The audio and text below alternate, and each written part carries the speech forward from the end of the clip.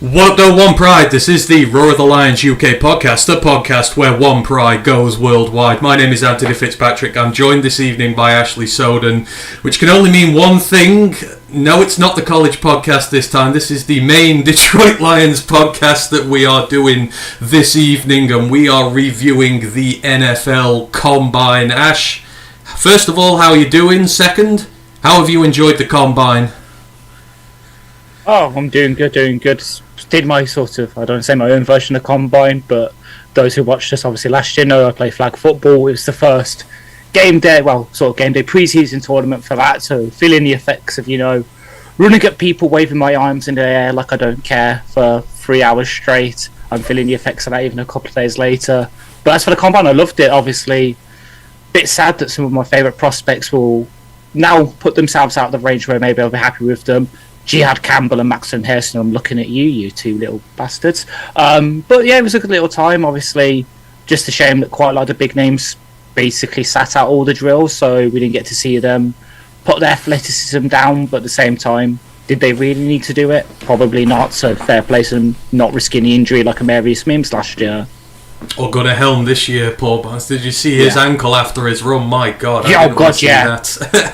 So, yeah, things might look a little different this week. So, Matt is in Vegas, gambling and becoming a really rich man, and we're going to be his rich guy friends when, he gets back. We're going to love this. So, you've got me and Ash in the meanwhile. It has been a very long time since I have streamed.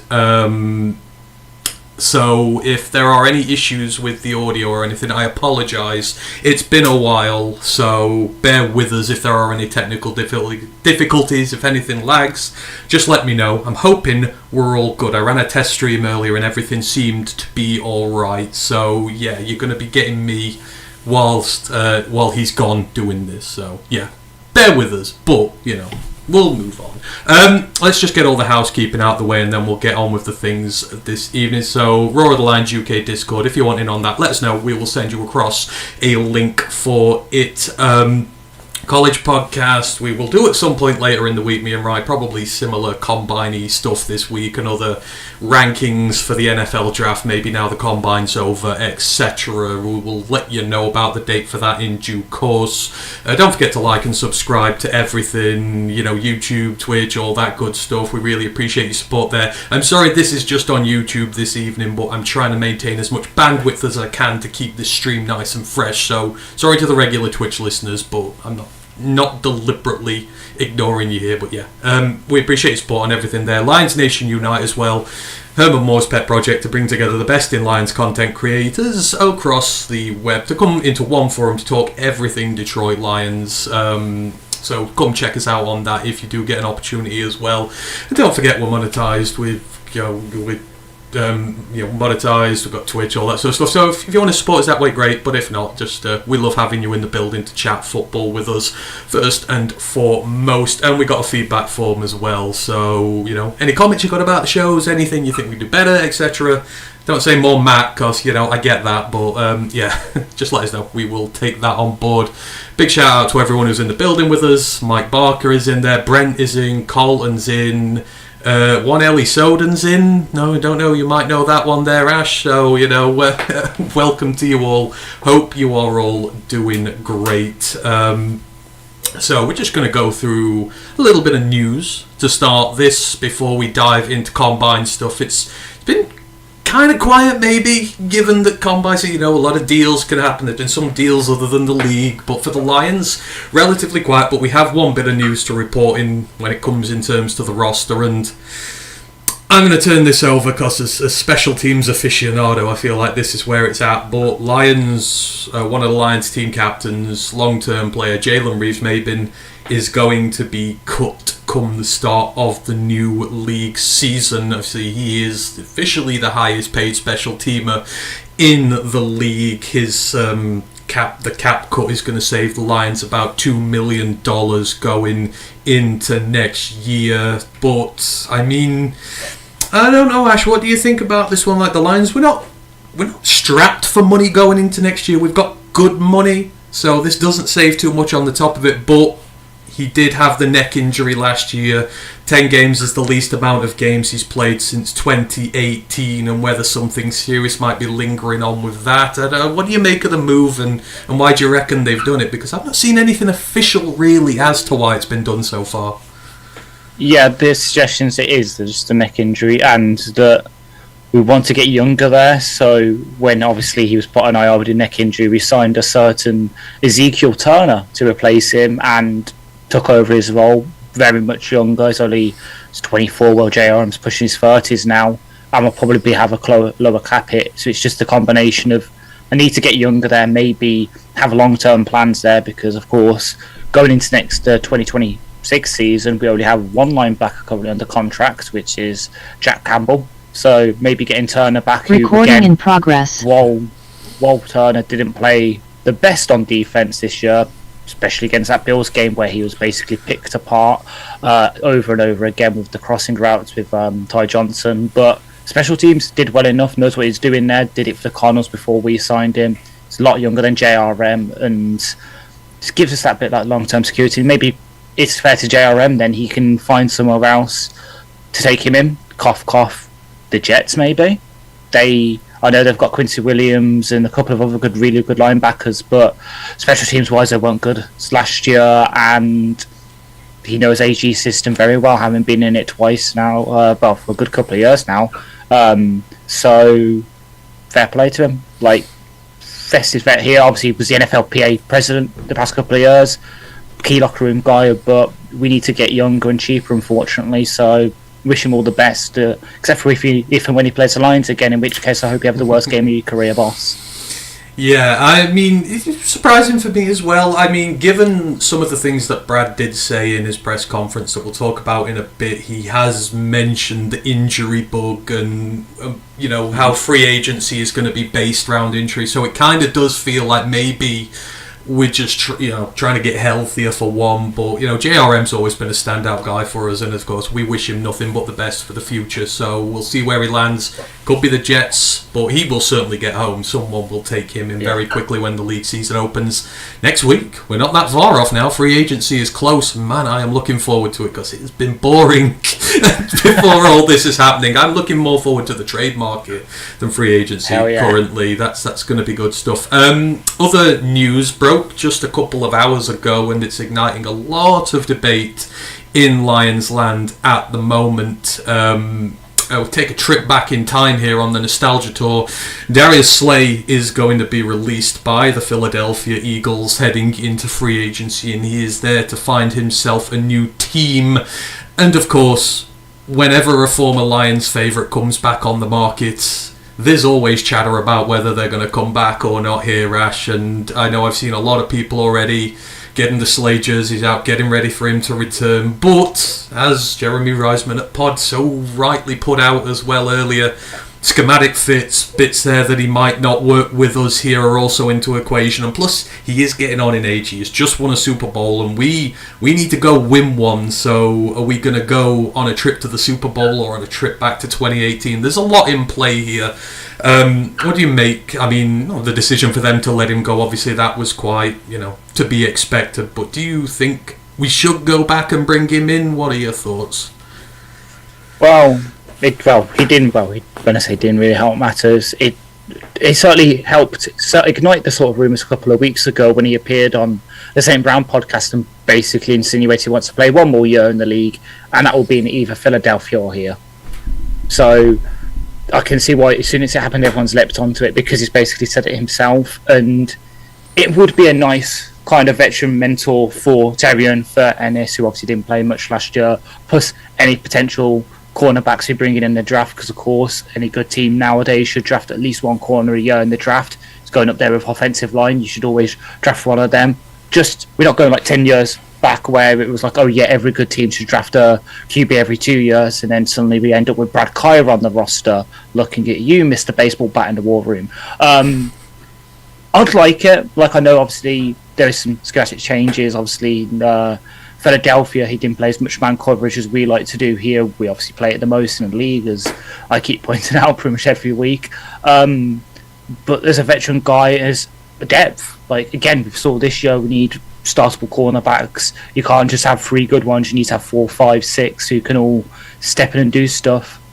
I'd like it, but of course it'd be at the right price. And of course, we also got to bear in mind, as a post-June 1st release, the Eagles could have just done this, then they can re-sign him to a 1-year deal. It's a lower cap hit for them because he was carrying a massive cap hit into this year. It might just be one of those things. So, while we will definitely, hopefully, be in the market and Brad should send out an offer, obviously he shouldn't pay like mega bucks just to bring him back just for a bit of nostalgia boost. Because, hell, Brad wasn't even here when it happened. Obviously, it was the previous regime and certain head coaches calling him out for having OBJ's nuts in his mouth. I do believe that caused the fallout. So with them pretty much all long gone, with barely any holdovers really from that time in Detroit, hopefully Slade will be a lot happier if he does come back here and can ride off into the sunset with 2 Super Bowl rings to really push his case for, being seen as one of the best corners of the 2010s at least. Because he was stuck on our shitty little team, still did pretty well, and now's finally got his Super Bowl ring. Let's get him a second, hopefully. Oh, I forgot that quote existed in the world, but glad therefore you're reminding me. Grandize is in the building. Hope you are doing well, Grandize. Brent chimes in with an interesting point here. He goes, Slayer's a depth piece for 1 year and, find out if he can coach. Maybe is that a route we're going to take where, Anthony Pittman's is it Pittman who's just joined the coaching staff out of the playing ranks for us? So maybe Sean Dion Hamilton, wasn't it? Dion Hamilton, sorry, yeah, you got it. It was one of those linebackers. So maybe bring him as a year and then see if you want to make the natural progression into coaching. Could also be an upsell point for him, I guess. Yeah, 100%. We currently don't have an assistant DB's coach off the top of my head. I know obviously we've got the Shaq Townsend who got DC interview from at least San Francisco. There was obviously rumours that he got more than that. I think Shep hinted to it in some of his interviews he's done since becoming our DC. And Slay has been there, done that, played in a lot of systems, obviously played here, played in Philadelphia, had to play a lot of zone under Schwartz initially, I believe, and then obviously man with Matt Patricia, and then going to Philadelphia under Vic Fangio, one of the best secondary coaches of the past 20-30 years. It could definitely be an option for me if he wants to do it, but of course sometimes players don't want to do that. Sometimes they might be like GQ who wants to do the YouTube stuff and do the photography route, or could be like a certain other Lions player who's seemingly forging out a career as a pro CSGO player. I'm of course talking about the turnstile at left guard, Graham Glasgow. Maybe he was getting a bit of repetitive strain injury on the old sticks, and that's why he wasn't so good in pass pro this year. Oh, CSGO, I didn't realise that was still going as an online entity. It seems to have been around forever, but I must admit I have partaken myself in the past, but I'm nowhere near on his level. Grandizer, don't worry about my background. I'm just glad I've got a functioning stream right now, which is going well, so, leave the background alone, it's fine. It's just going to have to do for the time being. And then, he does ask, he goes, did we discuss the rumour, quote unquote, the Lions to trade for Joey Bosa of the Chargers, heard for a 4th round pick? I mean, we've not really discussed any trade rumours or anything at the moment, but I mean, the ball's out there. We talk about, edge rushers are a defining feature of the combine and Brad's press conference, and he, has intimated that he would like more guys here, but I guess so would every GM in the NFL. What do you reckon? Just, Joey Bosa, would you be interested at his cap hit, at his age, given his health, given that we've already got Za'Darius here? I mean, you up for adding a second veteran edge in there and really bolstering the ranks, and would you be willing to maybe part with the likes of a 4th round pick from us? I don't think we have one, do we? Do we have a 4th? We don't have a 4th, so we'd have to give the comp pick probably, or a 5th, and somewhat future wise. So as it is. Yeah, I'm actually going to echo what you said about 11 months ago about a certain other edge who might be seen as a veteran but has similar health issues. Of course, I'm talking about Marcus Davenport. No, thank you. But I know we're going to keep getting tagged. So all veteran guys who there's any hints of a trade rumour, we're going to get attached to it because we've got a need at edge with Hutch obviously coming off his injury and the downplay of all our defensive line pieces after that. We're going to get attached to it, but just the age, the cap hit, the injury issues, not with her taking away a trade pick, especially since, if it's that if we do get a fourth, or it's that sort of round. I know Brad's had hits there before. We don't want to take away from Brad's ammunition that he's got, because he can turn it into gold. We've seen it time and time again. So a 1 year rental probably on Joey Bosa before he goes to probably retire. No, pass. There's if we're going to trade for an edge, with recent news of the past 10-15 minutes that T. Higgins has now been franchise tagged for a second time by the Bengals, Trey Hendrickson might be available. Now there's someone I might be a bit more interested in, someone who might be a bit of a better scheme fit and is a bit more reliable, injury wise. And we've seen it a lot more recently from Hendrickson. So wait for those rumours to start coming out in about an hour, where how they're going to pay Higgins, Chase and Hendrickson. They're going to have to get rid of Hendrickson. The Lions will take him, won't they? Yeah, I'm with you. I do want another guy, and it depends. The Chargers are going to have to eat some money if it's going to be Bosa. They're going to have to eat some of that cap hit for next year if we really want to do it. So I'm not too in on that either. Carlton's corrected me here. He goes. He thinks we have a 4th round pick at 131, but not a 5th. So maybe we'll just. We do. We have the Eagles one. Yeah. I know we lost ours in the trade up last year, so I didn't think we did have one. Thank you for the clerical detail there, Carlton. Mile Marker's in the building as well. Hope you are good, Mile Marker. He goes, hopes all's well with the family. My mum's getting better. She's still in hospital at the minute, but she is getting better. Slowly but surely, so I'm hoping we'll not have to worry about that too much longer. But appreciate you asking, appreciate having you in the building. Any of you guys have got questions during the evening as well, just put them in and we'll do them. We're playing really ad hoc here. Matt's the really organised one. Me, I'm all about chaos and disorganisation, so that's what you're going to get this evening.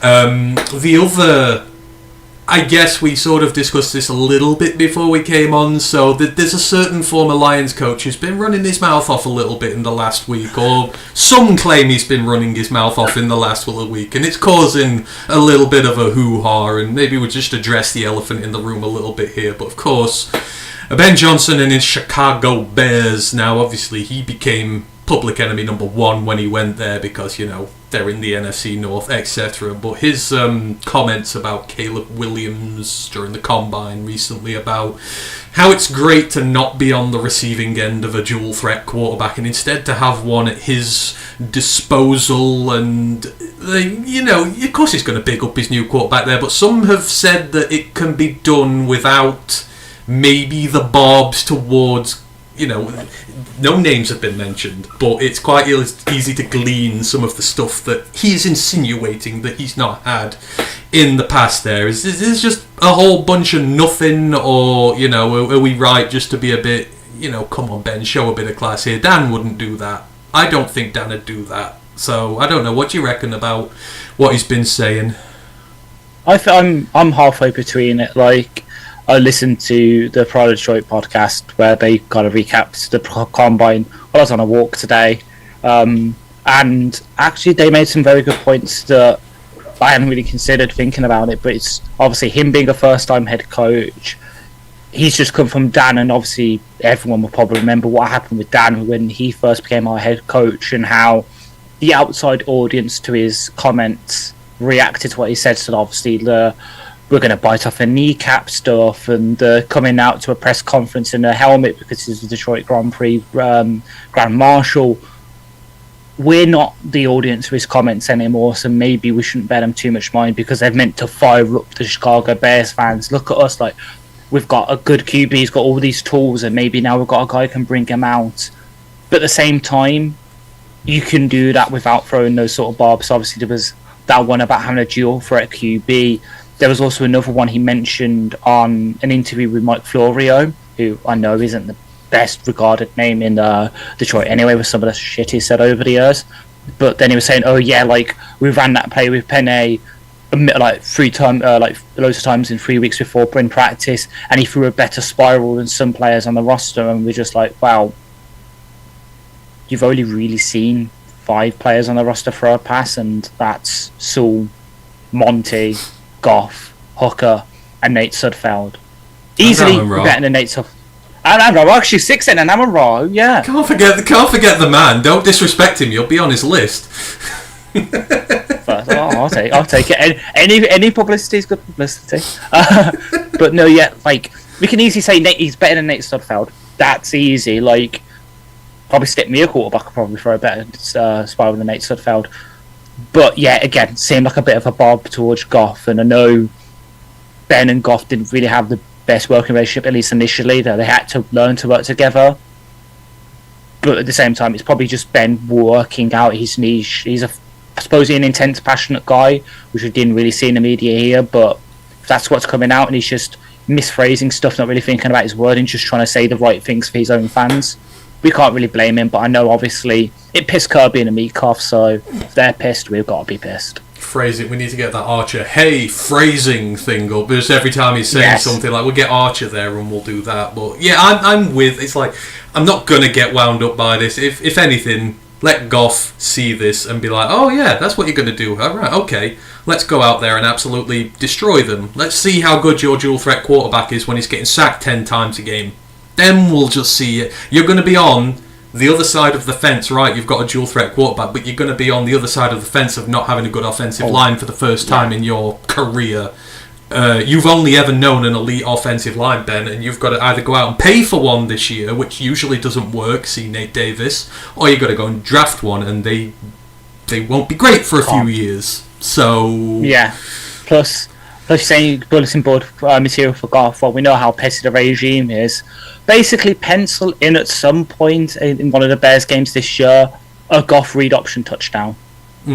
Exactly. So there you go. And I know we're just gonna leave it as it is there with Ben. You know, we'll do the talking on the field, and that's what we're gonna do. We're gonna beat the living daylights out of you. And for all the Bears fans out there going, oh, Jared Goff had his worst year when Ben Johnson wasn't there, it was when he first arrived, when we had one of the worst teams in the NFL.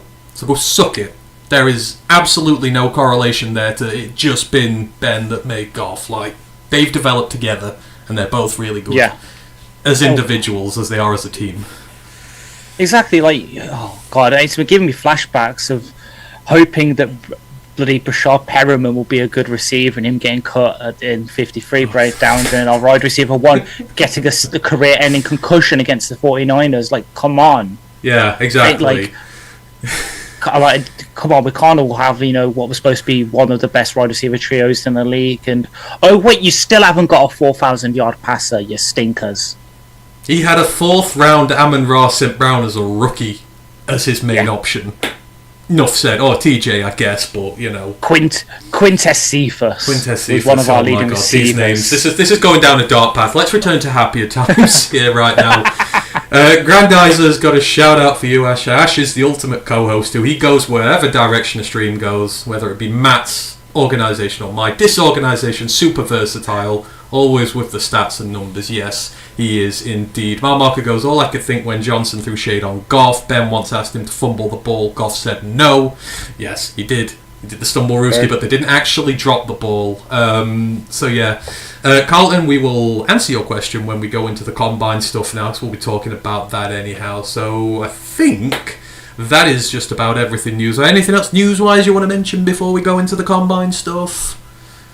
Not really. Nothing too specific to lines. Obviously, I know there was the Bengals news today that was kind of relevant with Higgins, and then Alex Kappa, who is now probably going to be eyed up by some if Zeitler doesn't return, but same time, he was basically Glasgow last year, so let the other team overpay him by like $5 million a year and then regret it.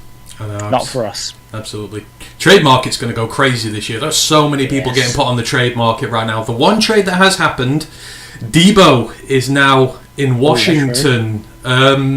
Quick thoughts on that move? Obviously, we've now got to say Washington are an NFC rival because they knocked us out last year. They're a young, aspiring team. This is big for them. They got Debo and Terry to go with their young guys. What would you make of them? And 5th round pick as well?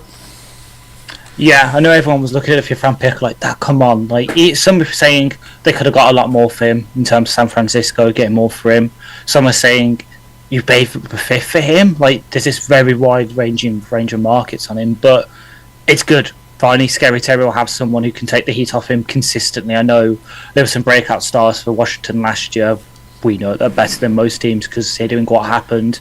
But it's a good move for both parties. Debo gets out in a way, and San Francisco get out of his cap hit, and Washington get a consistent receiver that can put in the slot and scheme up with touches in the backfield, because I know all the graphics were putting Brian Robinson and Austin Eckler as weapons on our offense, and you're like, okay, yeah, maybe, but they're not exactly big stars. Stretching the truth a little bit.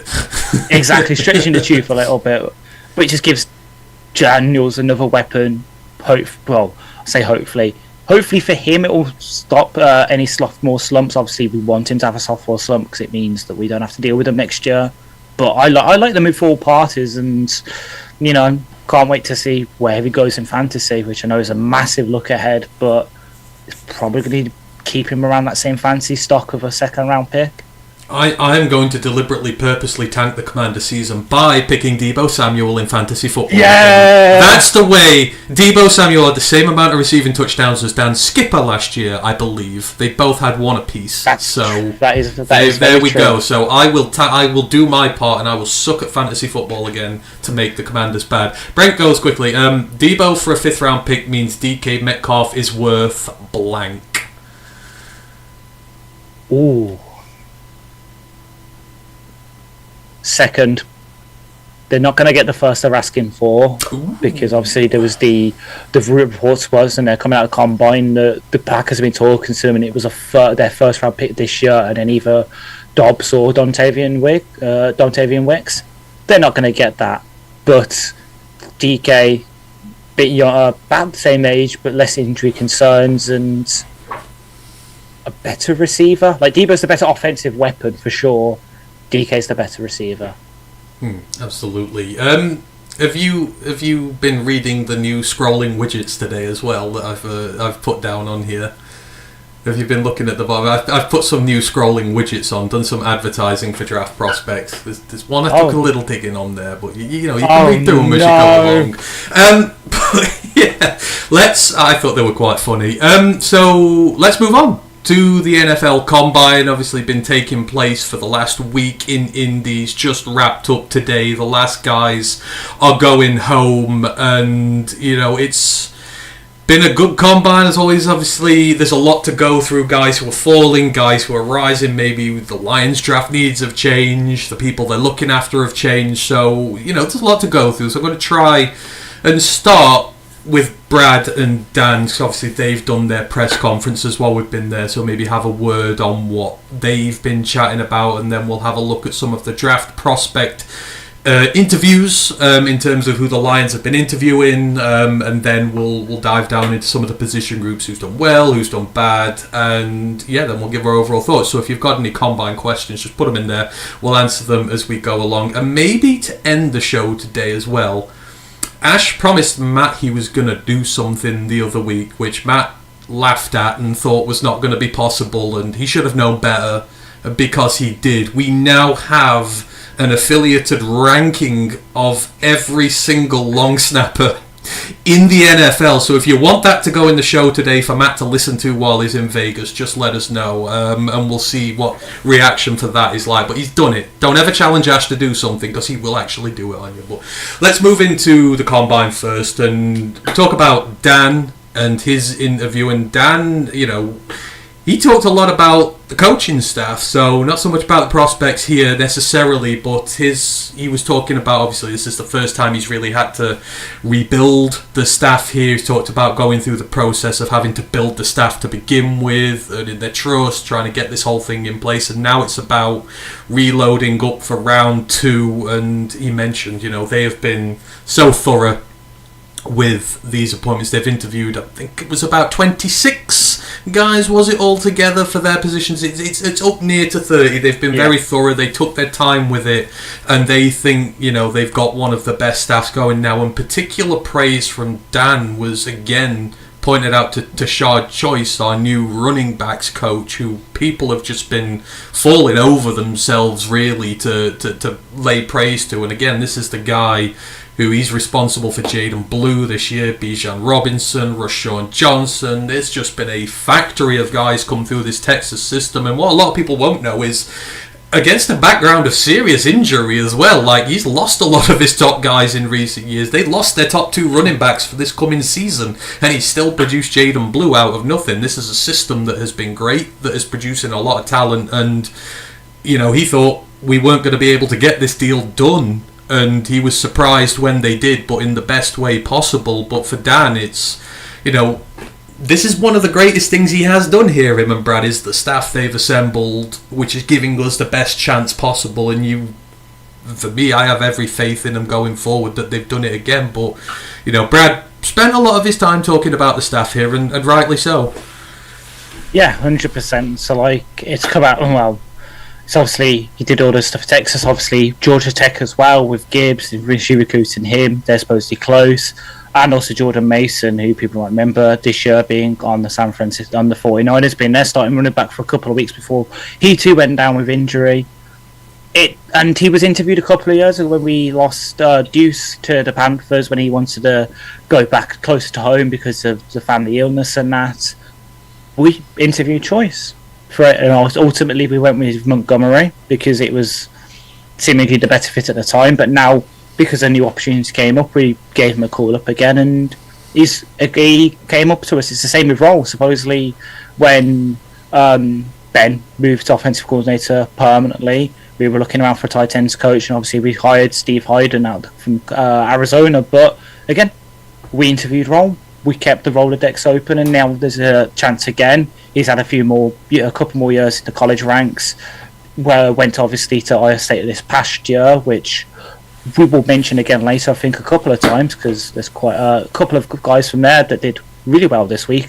But again, someone we had the opportunity and we've given them a call and they've accepted and they've come up. It's 2 really good young coaches, highly regarded, because it's not just Brad and Dan that were talking about it. Some of the other guys around the league, when interviewed from the Combine, asked about it, were like, yeah, these are really good guys, and the players love them as well. So I think Blue was asked about choice and gave some good words. Then Roll, not only were Jaden Higgins asked about him, who obviously knows him from this year, and again, that's a name that might be coming up in a bit. But also Grace Bell, the off left tackle for them this season, but in the pros he's projecting inside to either guard or centre, was also asked about him and gave a glowing report. So very, very good hires.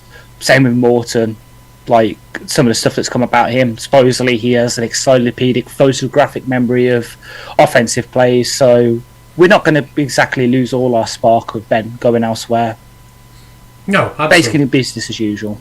No, absolutely not. And it's easy to you get all this hyperbole about guys when they come in, and these are going to be the best. But like you said, it's coming from so many different sources, from players, from coaches, from the guys themselves, and we seem to have got a good mix. We've got some of the best guys out of college, rising stars out of college. You've got David Shorin, vastly experienced guys. John Morton's vastly experienced in the NFL as well. They find the right mesh and the right blend, and I think Dan's rightfully earned this place as one of the better staff creators out there. So, absolutely, it's great to hear him chat about that, and I'm really looking forward to seeing them. Obviously, Scotty Montgomery had a little talk as well. He's moved over to wide receivers now, but I mean, like he said, he's got Amon-Ra and J-Mo to work with. This is hardly like a demotion for him. This is him 2 new pieces of clay to be able to mould in his image, and he's probably going to get another guy in the draft this year, potentially. Like, he seems just as excited now. It just goes to show that, you can be moved around, but opportunities are still there, and there's still plenty of talent for you to coach on this team. Yeah, 100%. Like, I loved obviously there was a bit of panic, wasn't there, when Choice was announced as running backs coach, and then it came out, obviously, that Scotty moved to wide receivers. Since it was like, that's just such a good fit. He was a receiver when he played. He's coached receivers twice at Duke, because I put in the breakdown, but also he's done it in the pros with the Steelers, so it's just a perfect move for him, and in a way, kind of helps him, because instead of being just plugged in a running back like he has been for us and Indianapolis, now he's got, again, another experience of coaching wide receivers. He's coached QBs, and tight ends in college as well. This will really help him, I think, if the wide receivers have a really good year, which hopefully they should do.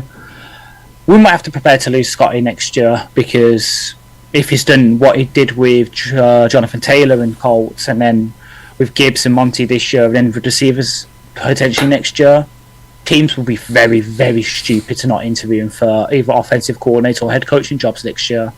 But it's great insurance for us as well, though, because again, if Morton goes down the Anthony Lynn route, they are not afraid to get his ass out of there, and Scotty's right there. Exactly. So always having the next guy ready seems big here. So having him is great, and I love it. And he's still going to have plenty of talent to work with there. Moving to Brad now. Brad's was, for me, Brad said a lot of different things that could be interpreted in a lot of different ways in the terms of how he came about it. So obviously, of course, he was asked about edge rushers. It's the hot topic on everyone's mind at the minute. The Lions' edge rushers. Are we going to go after some of the big targets out there, etc.? And he talked about how having Aiden is not enough. You want 2, 3, 4 of these guys, and as he's repeated in the past, there's not that many of them out there. Requiring them is difficult, and being able to give up the capital that you need for them sometimes is difficult as well. And when asked if he could get a second one, he said it was going to be tough. But at the same point, you listen to him, he's also, for the first time I can think of, mentioned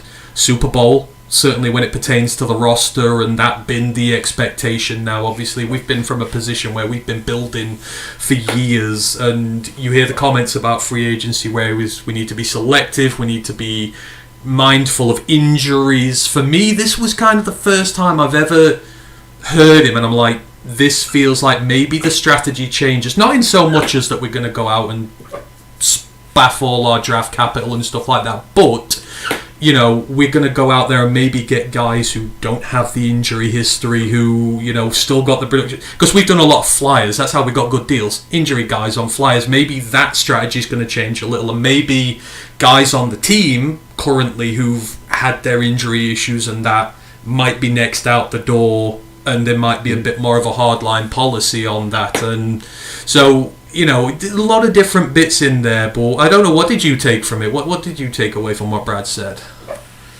Well, the first thing I took from it is obviously the big shutdown from him. That was basically, we ain't trading for another big game edge. We can't afford. He was like, he made a very valid point that people keep forgetting, that we're going to be paying Hutch. That's already in the work, which I like to hear. You can't afford to keep 2 premier edges on contracts that demand long term. You just can't, because it will affect the rest of the roster. We've already got big contracts on the roster with Goff, with Penne, with Amon-Ra, and potentially with Aiden and Kirby now getting added to that list soon. We just won't be able to afford it, so took that. But yeah, the injury stuff, it probably means that some of the flyers we've taken in the past, both in the draft and in free agency, so Davenport last year, Emmanuel Mosley the past couple of years, that ain't happening in free agency anymore. And then in the draft, I know obviously it works out with Levi eventually with the injury problems, but yeah, we've seen this year what can happen where maybe you gamble a bit too much on those kind of flyers, and with a bit of random variance in usually healthy guys getting injured as well, it can screw up your season. So yeah, looking for those guys now that are a bit more reliable. Hell, it probably means that some of our internal free agents, they're going to be lower down the priority list. I'm looking at Fatu Melifonwu as one. Never really played a full season. Hell, does this mean that Davis, our internal valuation of him, is a couple of million less than the market value because there's someone again who has never played a full season? I know this year's one with a broken jaw was a random freak accident, but when history has shown that you can't play 16, 17 games in a season, when we're a team that wants to play the maximum amount possible, get to the Super Bowl and win it, maybe that means we won't pay him the 16, 17 million that might be the market valuation. Maybe we'll offer 14, 15 and he takes a bigger deal elsewhere. Jets, same with Iffy. Does this mean with Barnes, who initially in his career had a few injury struggles and learning the stuff, obviously coming into this year's contract year, was like, yeah, I want to maximise this, want to get the most amount of money, and then has the unfortunate injury. Does that mean that maybe his injury compared to the market price out? Same with Levi. There's a team who's seen this 1 year of production from him where he's played all the games. He played the 5th most snaps on defence for us. He manage to overcome the injury, do they overpay for that production? In inverted commas, I'm not saying overpay, that is, he doesn't deserve a big contract, but compared to what we were paying, because we're like, well, you've had the injury problems, happens if that was just an outlier of a season, you only play 10 games next season, we don't want to pay you like $10 million, and a team that does need interior defensive line does it. It just means that, yeah, we're going to have to change some of our evaluations in our mind of certain players, which sucks, because I would love to have Levi back, like, especially since Aleem doesn't look like he'll be ready to start the season because of the severity of his injury, and obviously the bigger you are, the harder it is to recover from an ACL on time. But it just means that we can't hold our breath that, yeah, we're going to get those guys in, and it means at least you'll be happy, because I know you were absolutely annoyed last year when we got Davenport in, and you predicted what happened. Like, he played well for those 2 games he played, but when you only play 2 games for us, that ain't going to cut it. No, especially at edge as well, where we need it most. That's where we've just been so crippled by injury over the years. Like, just no one's been able to stay healthy. Houston, Davenport, Pascal's had his issues, Kaminsky's had his issues, Z's had his issues. Like, not while he's been here, but to go back, Romeo Aquara, Julian Aquara, Ziggy Answer. God Lord, it's like a curse. Mike the Marine's in the building. Hope you're doing well, Gunny. Appreciate having you in the building. One of the other things he said, that I don't know, maybe to take this the wrong way, but he talked about the draft success, but he also used the term it's time to pay the piper, and maybe we're not going to be able to pay everybody. Now, for me, that maybe signals the first hint that possibly we may see something this year where one of these high price guys, like not just the signings, but, you know, a Kirby, a JMO or something, might not come back because of the money that you're going to have to spend on them, and maybe we're going to see a shocking move to compensate for that. Did you also maybe take that away that we might be kissing goodbye to some of our better prospects? Like, say, we've got Hutch to come, we've got Kirby to come, then you've got Branch to come soon, you've maybe got JMO to come on a tag or whatever. That felt like the first thin veil thing, like, just be prepared because it may happen, and unfortunately that's what happens when you do draft so successfully. Yep, and I'm preparing myself because I can see in my mind there's one name, well, there's 2 on there that stick out to me. One is JMO because of some of the stuff's happened, obviously the off-field stuff, but also breakout year this year. But Kirby seems to be the one, because this is the worst time to extend him. Coming off being the league leader in interceptions, you're going to have to overpay for that. What happens if we get year 2 Kirby back? I'm preparing him. In my heart of hearts, I would love to have Kirby back. Obviously, I keep going on about him. That was my first big success on this podcast. If I remember, I predicted him. It's come to true. And it will break my heart if he goes, but at the same time, that's what happens. That's what the Ravens do. Look what they did with Geno Stone. He led the league in interceptions. They let him walk. The Bengals overpay him because they lose Jesse Bates because they can't afford him. Can anyone tell me how many interceptions Geno Stone got last year? Same number as Debo's touchdowns. Or less. Pretty much, yeah. He got the one, pretty much. He just got the one, exactly, after getting 9 the seasons before. It's Kobe and Jamie. Those are 2 names that really stuck out to me there, because, yeah, Hutch is a building block, arguably best pass rusher in the league, in that echelon now. Like, can't remember which. It was Abdul Carter, wasn't it? Who put Hutch at 5 and said, if he didn't get injured this year, he'd be my number 1. Branch is the best slot corner in the league and one of the best safeties in the league.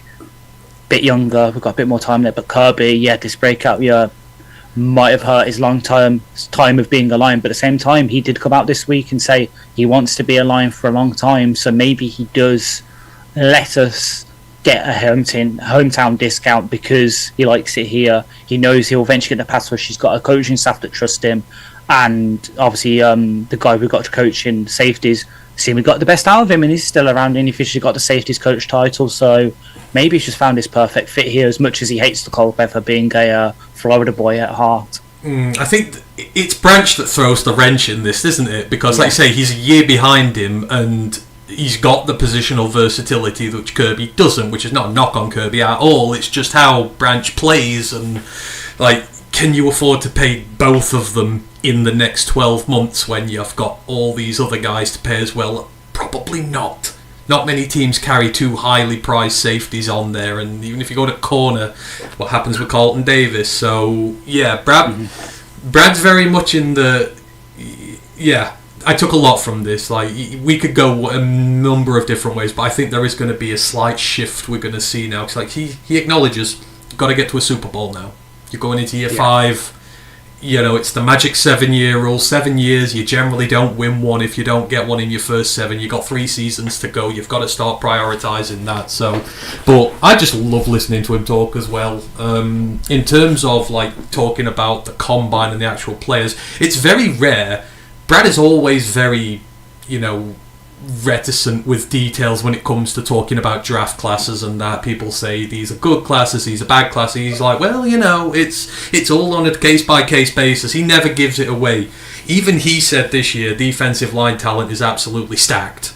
Completely and utterly stacked, which just probably goes to show how much it is. It's impressing him, and we'll talk about the visits they've had in a minute. They visited a lot of D linemen. They've had interviews with a lot of D linemen. Maybe just for once, potentially giving away a little bit of what he's thinking about this year. But, we don't hear that said very often by Brad.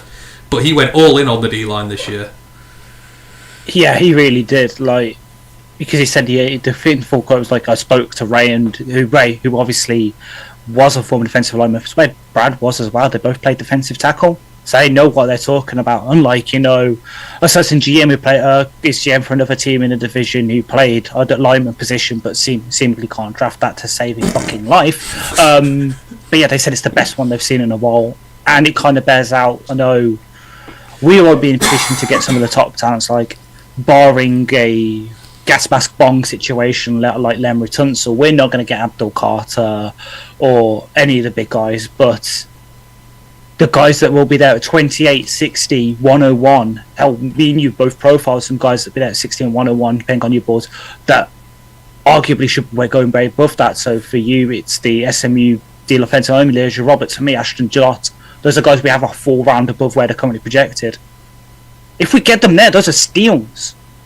So he's 100% right, and considering arguably we need at least one edge, one defensive tackle, and then maybe another one each of those positions, we're going to be flush with talent this year, like in terms of to pick from.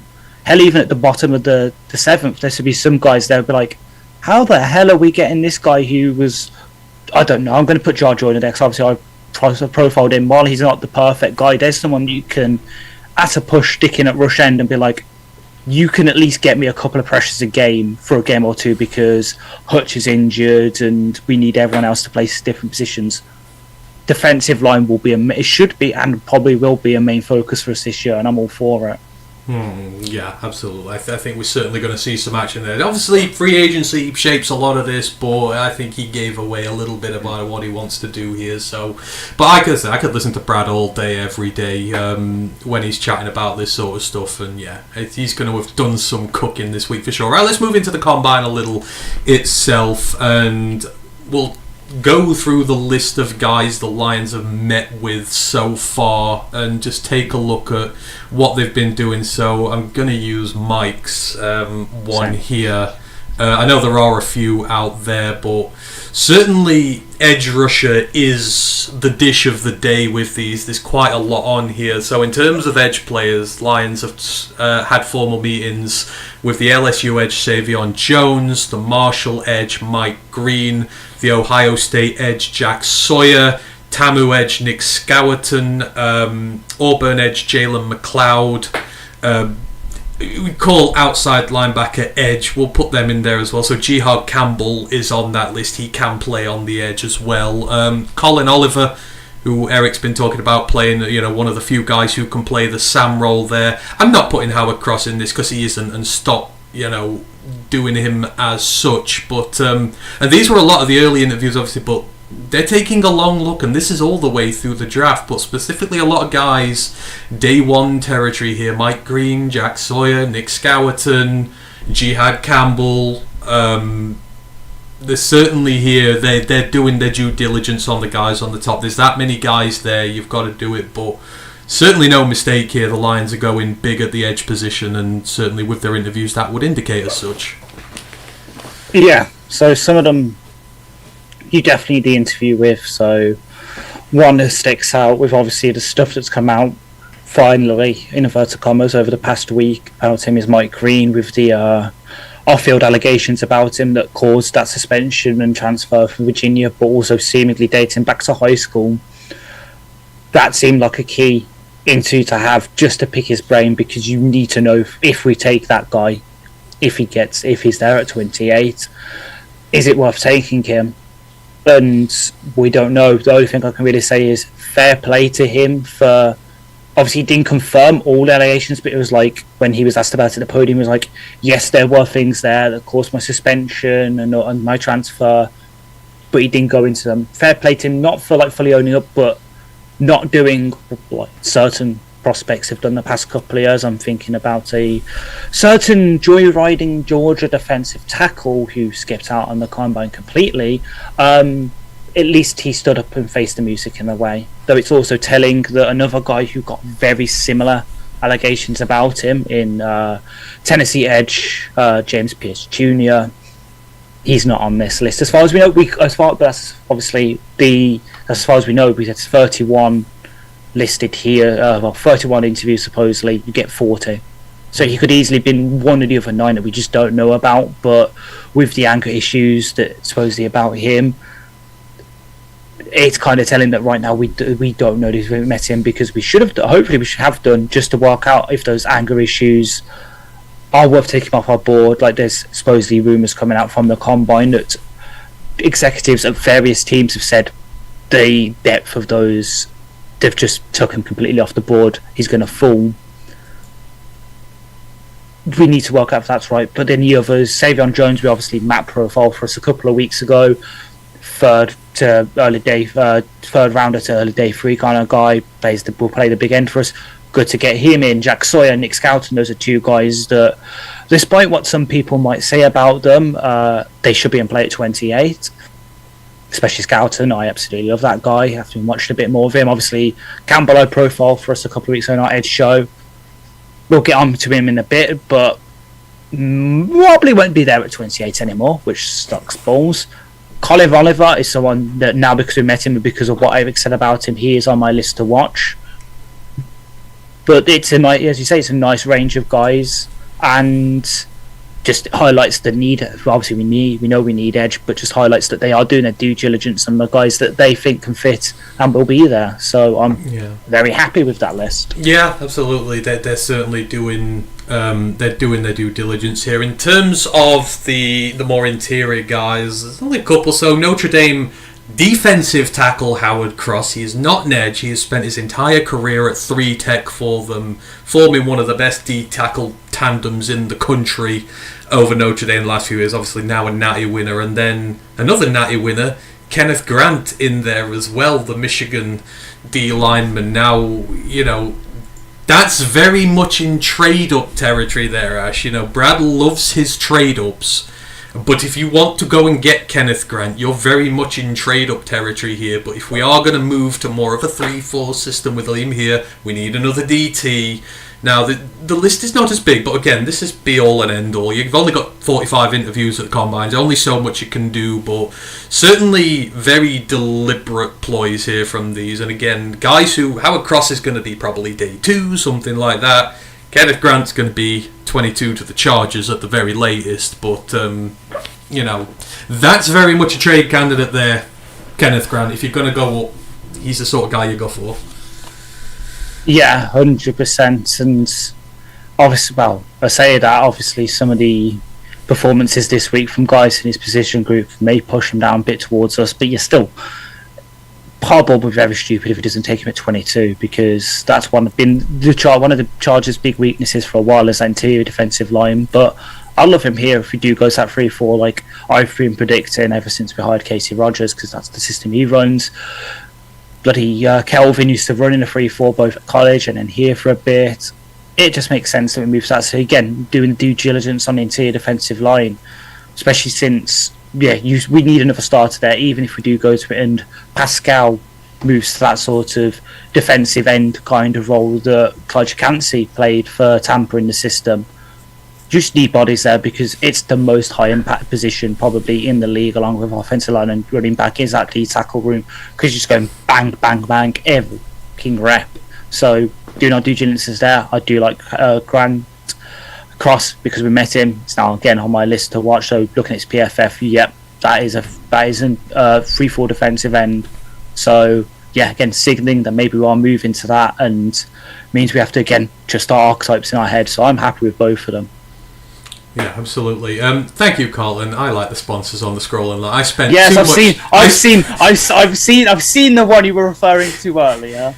I love the Shamar Stewart one though. I think that's class. That was good. That was good, but I know that's not the one you were trying to highlight to me, was it? Pancakes. I appreciate that. Grandizer goes, prospect from BYU comes to mind, Tyler Baddy. I love Tyler Baddy. Please pick him day 3. I love him, and he had a good combine as well. If you haven't seen Ant break him down, check the TikTok. It's on there. Yeah. Please, we need views on there because we spend so long talking about it. It's longer than they like to promote, so we really haven't been getting the views. So if you need to go back and watch them, please do. Please make me happy. I spent so long working on these. See, there are tears coming out his eyes. Like the day that Travis Hunter flipped to Jackson State, there are tears there. Sorry, last one. Linebackers. On my birthday! Oh, wow. Sorry. Linebackers. Old Miss linebacker Chris Poole. I'm not calling him Pooh Paul. I'm calling him Chris Paul. His name as it should be. Minnesota linebacker Cody Lindenberg. Penn State linebacker Kobe King. Now, interesting here, Chris Paul is the only one they've met with twice so far. They met with him at the Shrine Bowl. They've met with him at the Combine. The first dual candidate there. So Chris Paul is kind of in your day 2 category. All the other linebackers definitely day 3 here. We're thinking special teams, Jalen Reeves-Maybin, maybe a replacement for the future there. It seems a very clear plan in place here. These are looking at the later day guys here, but Chris Paul is interesting because 2 interviews now. Yep, and I'm going to call him Pooh because, another guy that turned down FSU. You didn't know? I didn't actually know that. No, I'm not. I didn't. I'm not going to rub the salt in that much. I don't know. Yeah, that is one that I know from listening to my podcast. We were very much on in him when he transferred to Ole Miss. So there's that. But again, 3 kind of good guys. They're, from what I've seen of them, they're sort of Alex Anzalone kind of molds. And again, I like that because while I agree, Anzalone's deserves an extension here. We need to think about the future, as you said earlier. And another interesting thing is obviously one of them will probably have him again for a local as a top 30 visit, but it won't count because of course Kobe King is from the Detroit metropolitan area. He's from Michigan, so we will get him in for another visit. But Lindenberg, that's a name I've heard for a couple of years. Minnesota obviously have that very good defense, don't they? And he's been the sort of anchor point for that. So again, looking at productive guys who've done stuff in college, but yeah, we'll be later down because of certain things. Doing our research there because, our DC's a linebacker, so we're gonna have a focus on that, and he knows what he wants. So again, there's guys who will be there on probably we're looking at day 3, so I won't be here unfortunately to see us draft them. But again, I remember a couple of years ago when we discussed like day 3 linebackers, and a certain person predicted an Oklahoma State linebacker to the Lions. He can do day 3, guys. Can Kelvin? So I'm interested in that. We need probably another younger body in there now. We've got the core when they're healthy. Now we need to get the young guys in there. So very much interested in terms of DBs. Now this is interesting. So Virginia safety Jonas Sanka, Texas safety Andrew Makuba. We've got South Carolina cornerback O'Donnell Fortune, Kansas cornerback Kobe Bryant, this really not the skinniest guy there, second skinniest guy there, but still. And they've got the Iowa State cornerback Darian Porter. We've got the Florida State cornerback Azariah Thomas, and we got the Louisville cornerback Quincy Riley. Now, immediately, what I can tell you about all those guys, maybe apart from Azariah Thomas, I don't want to offend him on here, but we're looking day 2, day 3 here, but guys who have been incredibly productive in college. Andrew Makuba, I love to bits. He has played a ton. Jonas Sanka, was on my college football team to watch list. Was it this year or last year? He's certainly been on there at some point. But these are all highly productive guys who've played a lot of football at the collegiate level for the most part, but we're sort of looking in D2-3 territory here as it stands. Yep, and I had my chance to say on AZ Thomas, as us FSU fans know him, he's going to get fucking overdrafted. The Packers are going to overdraft him, like they did a couple of years ago with another athletic corner, and he's going to play him out. I did laughing. You can go back on our Discord, and when he first got mentioned in the draft stock, I was like, late day 2, early day 3. He's got the athleticism, hasn't really done much for us. Because that athleticism is shot up while he can, he fits the press man. We all heard it last year. God, the amount of times you probably heard of questions, Eric talking about the 2 that came out from FSU this year, including, the one that I really, really liked that went to San Francisco. He's got the tools to fit in our scheme, but he's going to be there? No, because the Packers are going to overdraft him, pencil that in. Shouldn't be there, though. Should not be there. The other guys, I love, obviously, Makuba. Very productive. Obviously, was at Clemson, wasn't he? He was like a high school prospect, transferred to Texas. Plays single high though, so potential Kirby replacement. Sankar, obviously more of a box safety kind of guy. What we need if we're losing Iffy, give us a free safety sort of versatility on the back end with him, Branch, and Kirby's nice. The other guys, Porter's probably done himself some good, as we're going to on a bit with his 40-yard dash, but someone will know about because of our coaching staff. Kobe Bryant I've loved for a while. He's been my sort of later cornerback pick on all the mock draft simulators. And then Quincy Riley, I've heard a bit about, obviously, Louisville prospects. I'm like with my ACC guys. There again, we're looking at filling that role because every good team should draft a cornerback every year now. It's getting to that point where, because of the talent that's in the coming out of the college ranks and just the need, you always need good corners. It's one of them you have to start drafting every year. Same with receiver. Same with offensive line, because you just need to keep those rooms going and going. Yeah, absolutely. Some very interesting names in there, and some I wouldn't mind being here for sure. Moving to the offensive side of the ball, we'll start with the low-hanging fruit here. Tight ends. As Eric quite rightly said, we've been looking at day 3 tight ends quite heavily. Nebraska tight end Thomas Fidone, Georgia Tech tight end Jackson Hawes, and Alabama tight end CJ Dupree, who had himself a little bit of a weekend there. I mean, we've got our starting 2 tight ends here. We need another at 3rd, and you probably go day 3 to get them, right? This one seems kind of an easy one. Yeah, obviously CJ Dupree I've seen a bit of Alabama, but obviously there's one that I've seen a lot of, and I would like to say Merry F you for specifically bringing up the game you spanked our asses in Ireland, you absolute dickhead, Jackson Hawes. I loved that though, that he was able to quite rightly point out that they had the perfect game plan. He played really well against us, going up against what was supposed to be a very, very good FSU defensive line, but we shat the bed, but hey ho. But all of them blocking types, H-back types, can fill that fullback role. We don't know for Tender Zylstra this year. He might be gone, so we're looking for someone to fill that role because we're on a few teams that still plays fullback. And hell, our tight end coach does also coach fullbacks and stuff. So we're looking for those kind of guys.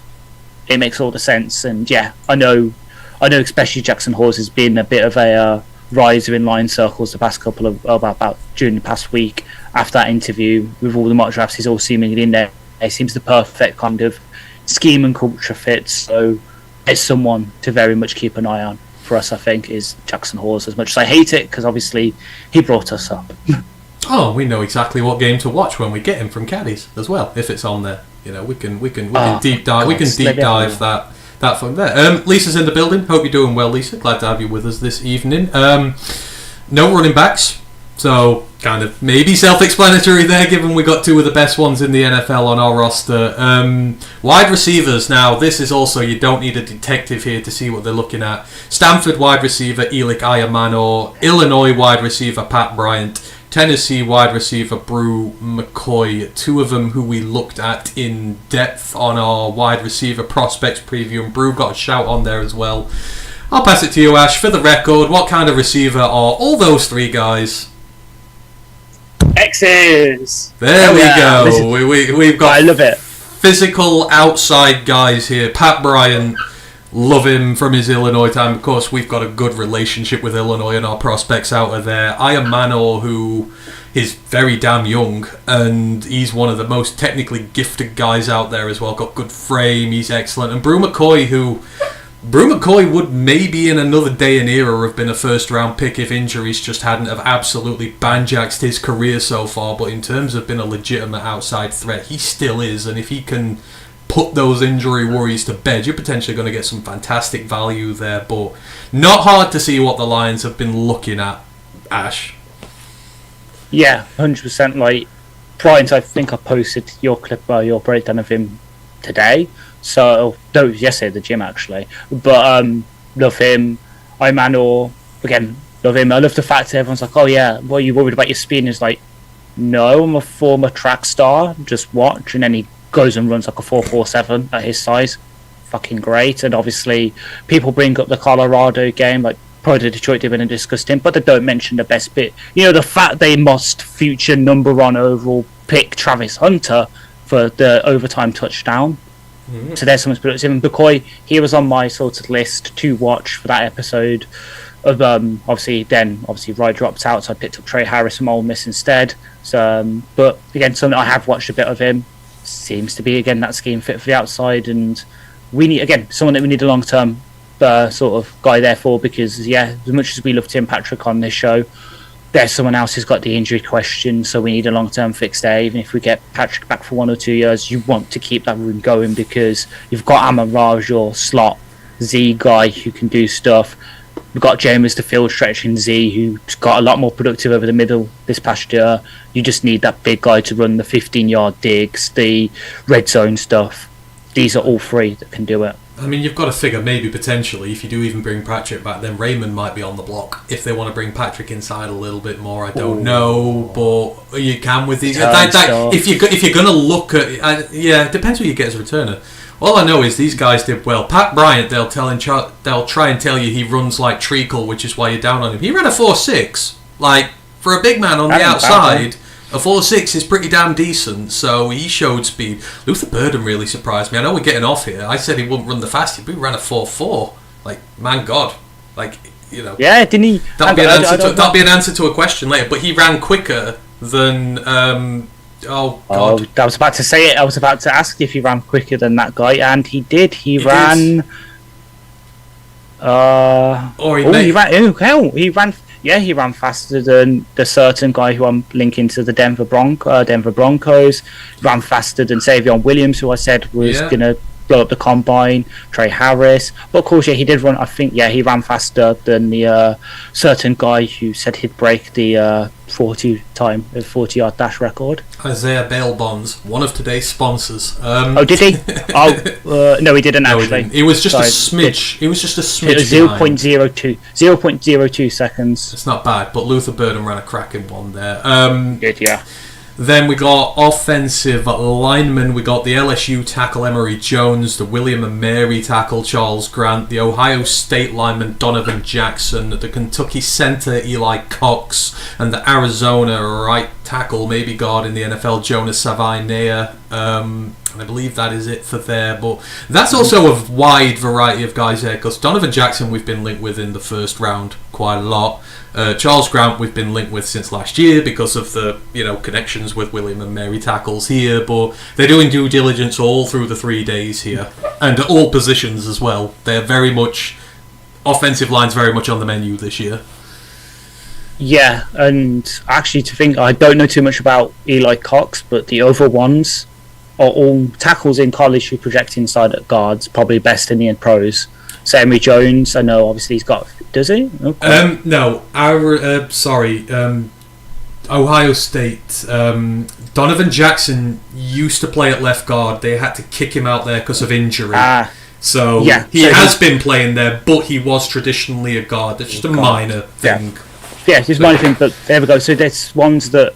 Positional versatility then, let's say. So Jones, I know his arms measured better than the other LSU tackle who everyone was counting on having long arms because that arm measurement supposedly would determine the top 10 picks in the draft. Yeah. Again, I don't agree. I Campbell has better good enough feet for his shorter arms and wingspan, shall we say, to overcome it in the league, and I'm sure he said that in all the interviews he took. But the other guys, Grant, tackle, probably will be guard. Jonathan Jackson used to play guard, can play tackle, position versatility. Savania, obviously he's played right tackle, projects inside at guard. It's us trying to fill in that sort of depth with flexible people again, because Graham, God knows what's happening there. Will's likely to be back at right guard, we don't know, so Mahogany's probably starting at one of the guard spots, but behind them we don't have too much. Like Skipper will probably be back as the 6th offensive lineman, but beyond them, who do you really trust to take meaningful snaps? Like Manu's not going to take anything meaningful for at least another year by all projections. Colby Sawstall, God knows what's happening with that experiment. Like, was a guard for first year, and then last year I suppose he was looking good at right tackle or camp, and then he was a healthy scratch. Like, Courier Ashika, who's a guard for us but's played tackle, got overtaken quite quickly by Mahogany after he came off the NFI. We need depth on that offensive line, especially since Decker's also a year older now. Glasgow's if he sticks around, he should be a backup. He should be a first look at guard and centre. Should not be starting. Frank, I know obviously we had a good look with him. Surprisingly, we've got decimated by injuries. Frank was actually kind of good on the injury front, but again, there's the issues with his toes there. We need someone there. We need depth we can trust, and unfortunately in this day and age in the NFL where there's not much quality depth in the league, hell, not even much starting talent in the league at some positions, you can't put 32 offensive lines out that you can trust. We're going to need it. So again, these are guys that should be very much on the play. I quite like Seven Air, but I know certain other people are lower on him. Mm-hmm. It's a crapshoot. I think Colby's in danger if they draft another guy in the first 4 rounds, I think. Yeah. Especially if he's an interior guy, because you can't carry Colby and Manu and another guy. And technically Mahogany's still in this list until he embeds himself as a starter. You're carrying a lot of day 3 guys in there. You're carrying a lot and you can't afford to carry that many. So I think Colby's actually genuinely in danger if you go quite high at that position. Obviously, they've been looking. I know they've had more informal I know they've had an informal meeting with Grazer Bell, which is where he's really in danger if Grazer Bell comes onto this roster. But I don't think Zeitler's coming back. It really feels like Zeitler, from what they're saying, is not coming back, but he's still going to play. I think maybe he's going to fall into the category of we've got to save money somewhere. That's probably going to be it. I've heard opposite. I've heard, particularly from Riz, so Jeff Risden, that if Zeitler does return to the NFL, it will be with the Lions. Oh, really? But, I agree. But I agree. It's like, if Sabell, even if Sabell, who is shot up Lions draft media boards recently, like hell, Jeremy Reisman knows who he is, and suppose he stuck around for 16 minutes of his interview, which says a lot when the guy who's the most anti-draft guy probably in the entire Lions beat knows him. That's a guy, and obviously again, who's one of his former coaches, Titans coach Tyler Roll. So God knows what's happened with Zorst. It's sad because we saw flashes from him, didn't we? And then it's just never been put together. No, unfortunately not. Carlton goes, I know you like Pat Bryant, Ricky White, but what about Isaac Teslar and Andrew Armstrong? That's a thing of days. So, this is in my view, and probably Ash as well. Bryant and Ricky White are day 2 picks. Teslar and Andrew Armstrong are day 3 picks. So that depends on what your poison is. Potentially. Yeah. Not to call up the Pride Detroit crew when I was listening to the podcast, and Chris brought up Isaac Tesla and said, he'd be happy with it at 60. I had to take a breath. I know. Lord. It's because of your 3 least favourite letters. Oh, Ras is, I tell you what, I am in a war with Ras this year. And this is to players I don't even like. Ras is destroying the careers of players I don't even like, but I feel like I've got to come to the... It depends what your poison is and how high you want to go at wide receiver, but I think you do need to put a good pick into your X, which is what Ricky White or Pat Bryant or guys like that would be. I think if you go into Tesla and Andrew Armstrong, you're picking the development guy. You're probably in that situation bring Tim Patrick back and you sit them behind. But there's a reason you've not heard the names much before. And as someone who has... I do watch Arkansas football. I used to because of KJ. they've had KJ there, they've had Taylor Green there, who's incredibly talented. They're not playing with scrub quarterbacks, and they've not really produced as much. That's why I wouldn't be on them. For me personally, I want someone who's got the production in there, and Ricky White and Pat Bryant and guys like that. I would rather spend the day to pick on them. Yeah, so that's another name, and again, I know it's someone I profiled for the pod, but it's again, I know someone you like because obviously he plays for one of your favourite college football teams, Jaden Higgins. Yeah. But unfortunately with him, he is really in first round conversations now at the bottom, so he might be out of our price range. But those day 2 X's are very much on my radar, unless, something mad happens, like, we'll get onto it in a bit, I know, obviously, but with one of the guys that Matt profiled for us doing really well, maybe it pushes some of these guys down to us. Potentially it does. And then the very last one, and I swear Brad has just done this to troll us, we did interview a quarterback, and we're talking about rushing quarterback threats. They did interview Jalen Milroe from Alabama. Now, Brad might be trolling us here, and plus he loves his Alabama prospects. So, but if you're drafting Jalen Milroe in this draft, you're probably taking him about where Hendon Hooker went, and that, of course, would mean curtains for Hendon Hooker if they went that way. This very much feels like due diligence just in case. Like, if they can use Hooker as some form of trade bait for somebody or something, then he's there and you've profiled him and you maybe get an extra pick to do it. But I'm not sold that there's going to be a QB coming this year. They picked Hooker for a reason and he's still good value. Yeah, for me, this is an interview more about the team than it is about Milroe. Because you look at the Alabama team from this year, obviously there was Dupree, the tight end we mentioned earlier, but you kind of hinted towards it with what you just said about Raz, but Tyler Booker, the guard, someone that's been very much linked with us, and you've got some of the defensive linemen, obviously Jihad Campbell, who when some of the other Bama prospects were interviewed, who was the best player you played with this season? They said Campbell. I think this was more about the team he's played with and some of the opposition he's played for, rather than we're interviewing you because we're interested. Like, not to Lamar Jackson him with Milroe, wherever he comes into the league. Oh, it's not just Jackson, but Malik Cunningham, he's probably going to get that treatment in the league. Yeah. Those kind of, where he's going to have to change position probably to running back, and he will probably have a very, very productive career as a running back. He's got the rushing stuff for it. He's probably, if for some reason we have to play aliens and they're like, okay, you have to pick one QB from this draft class that will have to take a 60-yard QB keeper to the house, it would probably be Jalen Milroe from this class. But if it's, you need to pick a QB from this class to win you a football game as a QB, Milroe's probably not him. Yeah. There's probably quite a few I'd pick over him. Yeah. I can see why they're doing it. You've got to just... And he's like the one true rushing threat in that general area of the draft, but I highly doubt they will pick 60 on him, especially if Hooker is on the roster. A couple of bits from Carlton first about the guards, and the team Moody might step up as a backup potentially, but then the one out there once, we don't know that much about what's been going on, but he goes, maybe Antoine Green's developed enough to take Patrick's role.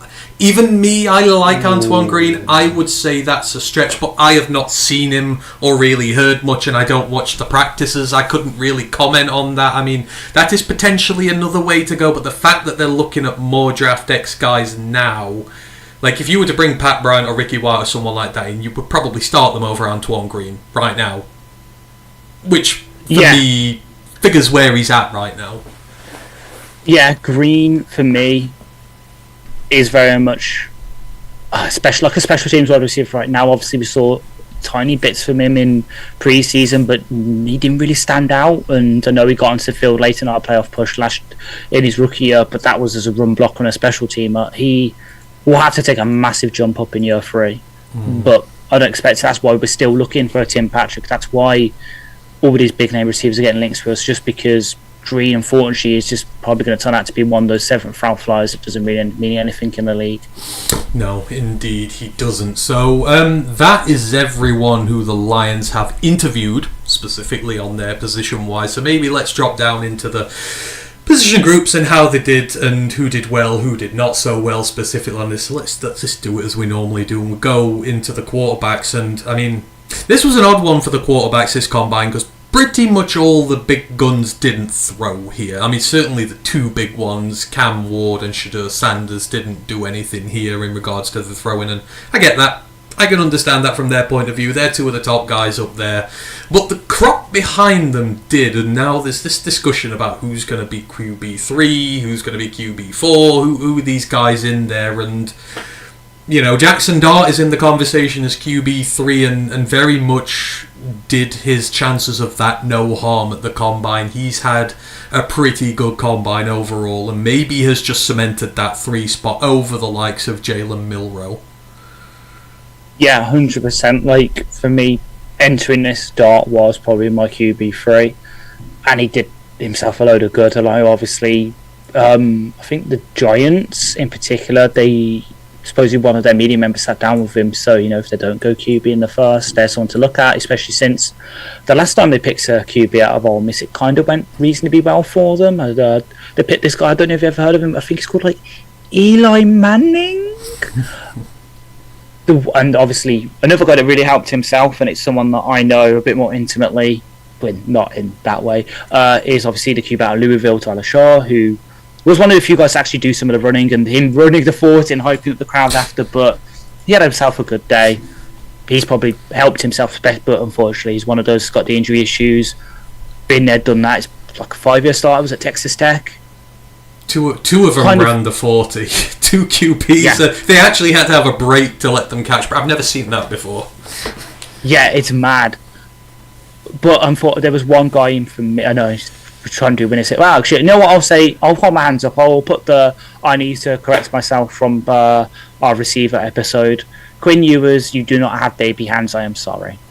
No, there was some like bigger hand measurements. Jalen Milroe's hands were like nearly an inch bigger, half an inch bigger than what he'd been advertised as. So those worries have gone about him. In fairness, I don't think the quarterbacks did themselves any harm. That crop, Quinn Ewers looked good. Jalen Milroe looked good.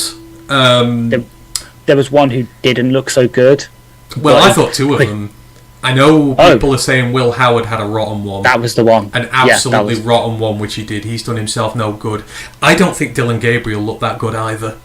I thought Dylan Gabriel struggled with a lot of his throws and the placements of that. There was a couple of bad drops from one of his own receivers as well, who had a incredibly bad combine. But for the most part, I don't think anyone, like Jackson Dart's maybe in that first round conversation, I don't think anyone else has jettisoned themselves up there, but they have solidified themselves as solid selections where they would have been before.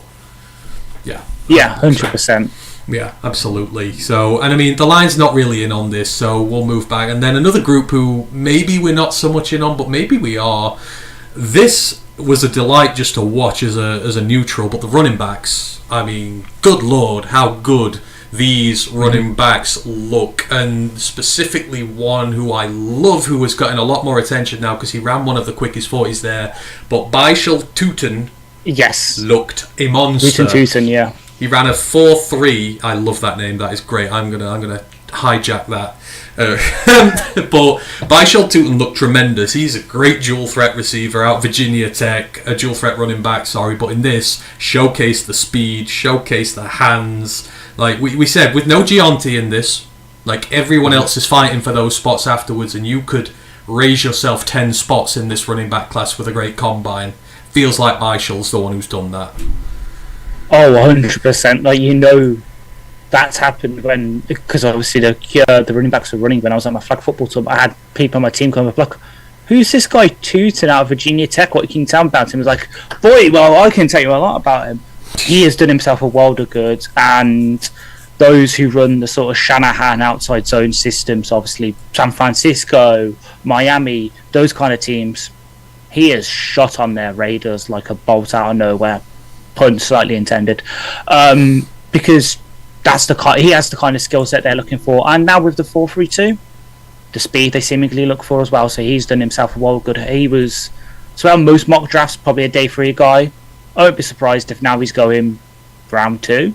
Yeah, absolutely. But again, this just goes to show it depends how many running backs go. You know, is it 2-3 in the first round potentially? It's like if he falls to day 3, you're looking, even for us, you'd be like, maybe if there's some trade backs in there and some picks, but he's done himself the world of good. I mean, a few other good ones in there. I know Woody Marks out of USC. He's the receiving running back. He looked all right. I don't know whether he's got the running ability, the rushing ability though to crack these, but I really like the. So Delaware have got running back Marcus Yarns, who is in one of the deepest classes ever, and I feel really sorry for him. Marcus Yarns is actually one of the best, maybe pure running backs in this group, and his hands are really good as well. But the FCS prospect again, I thought he looked tremendous. Yeah, 100%. Like, he kind of sprung on my radar late into the process, just coming into this, because he was obviously invited and he was at the Senior Bowl, wasn't he? And he got some good stuff out there, but he built on that. Another one kind of in that similar mold that maybe did himself some good that most people didn't know about, and again, someone that you probably know a lot more about than me, DJ Giddens out of Kansas State. 4.33, had some good drills, someone that's probably done himself the world of good in, as you say, in this stacked running back class, because some of the guys didn't help themselves in some of the respects. Like, I don't fully follow some of the stuff, but who was it? I was trying to remember. There was one. That's it. Caleb Johnson. His 10-yard split did not. The 10-yard split. People were like, "Is it gonna be there 162?" So again, take the athleticism score from next gen stats with a grain of salt, but 31st about all the running backs of the combine with his athleticism score didn't really help himself, unfortunately. And I know that's someone you really liked. He was really high in your top 10 running backs in college this season. He was, that's just how crazy this group is. There, Donovan Edwards looked shocking as well. Sorry, Michigan fans, but I don't think he's going to be very high in this running back class. He had a struggle there. Were there any other running backs you were impressed with at all? Anyone who caught your eye? You know what? Yeah, RJ Harvey out of UCF. I know again it was most. I noticed the speed. So 4.4 flat, but 10.7 broad jump as well. 38 vertical. That's the kind of explosion I'm looking for, and then the 4.34 and the 20-yard shot as well, which I know a lot about because I've been doing that myself to warm up at the flag football. So I know that's all about your sort of side to sideline, your cuts, and that. That's a pretty damn good time for him. So he's probably doing himself again some good to stand out in this draft class, and at 5'8", 205 as well. That's just sort of, I don't want to maybe say he's going to turn out to be this player, because obviously we love this player. That's your David Montgomery bowling ball style kind of running back, the bruiser. That I do love. Yeah, absolutely. Let's move on to the receivers, because that is something we're going to look at this year. And I think, and I feel vindicated here, because we really, he's been getting knocked down boards recently, but no one had a better wide receiver combine than Luther Burden. His gauntlet was tremendous. He did not move off that line. He caught everything that came his way. His hands are so smooth. When talking about, again, the most dangerous receiver after the catch in this draft, who just posted 4.4 speed as well, because I thought it's his short area speed that was great, but he's now posted that long speed as well. Any talk about him leaving the first round is dead now. He will go, and he will probably go high again. As he should. That was his big thing, as you say, was the long speed. He shut those concerns right up. So, I'm calling out the Carolina Panther fans here, because that's where, for me, his market starts in this draft. They should be damn happy to take him. That's why he didn't do any of the other drills, because he's got on tape that he's got the explosiveness out of his cuts, the agility. It was the long speed. Did the one Julie needed to do to shut that up, the 1.54 split as well. Did what he needed to do. So solidified himself as a first round pick. Made himself a few more $1 million this week, which is what you can ask for. As did, and I regret not cutting him up out of our wide receiver episode, but so did Matthew Golden out of Texas with that, one of the best 40 yards in the entire sort of week. You see what I mean now? When I said he's like not poison fruit, but he's like forbidden fruit. There's a lot telling you that you shouldn't go and get him. Yeah. But there's that little voice in the back of your head going, "Go on, eat it. It's delicious." And that's what he is. He's potentially a very delicious draft prospect in terms of how good he's going to be on a field. But it's just, is he ready? Has he played it up? And that's the thing. But this combine, he's outdone Isaiah Bond, his teammate. He's fast. He is technically gifted. He's got hands for days. Like this, there's nothing he doesn't have. And he is that forbidden fruit now, right? This just seems an idea of how high. Where does his market start? And it might be a lot, and he could be potentially a top 10 pick, but you know what I mean? Yeah, so that's the thing, because that's weird. Like, that's why I'm saying great, because of this combine performance and obviously the tape he put in the playoffs. People are saying he's the true wide receiver one in this class. Obviously, Travis Hunter is in his own fucking stratosphere as his athlete one kind of thing. People putting him above Tet, I know didn't do any of the drills and that. People putting him above him, putting him above Burden.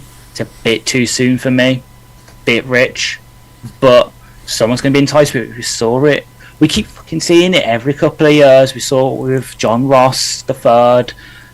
People falling in love with the speed, falling in love with that forbidden fruit. Hell, to even go further down the draft, Anthony Swartz, the Browns, like these guys who run fast and show flashes are like, there's the tools there, we can get something out of it, and it rarely works. So while Golden is definitely good, he's going to have to fall to the right situation, otherwise he's going to go up there as like one. Unfortunately for him, I don't want to wish it upon him. If he doesn't go to the right place, he will go out as one of the biggest draft busts of the past 5 years or so, which sucks for him, because with the right thing, he could be up there as a top 10 wide receiver quite quickly.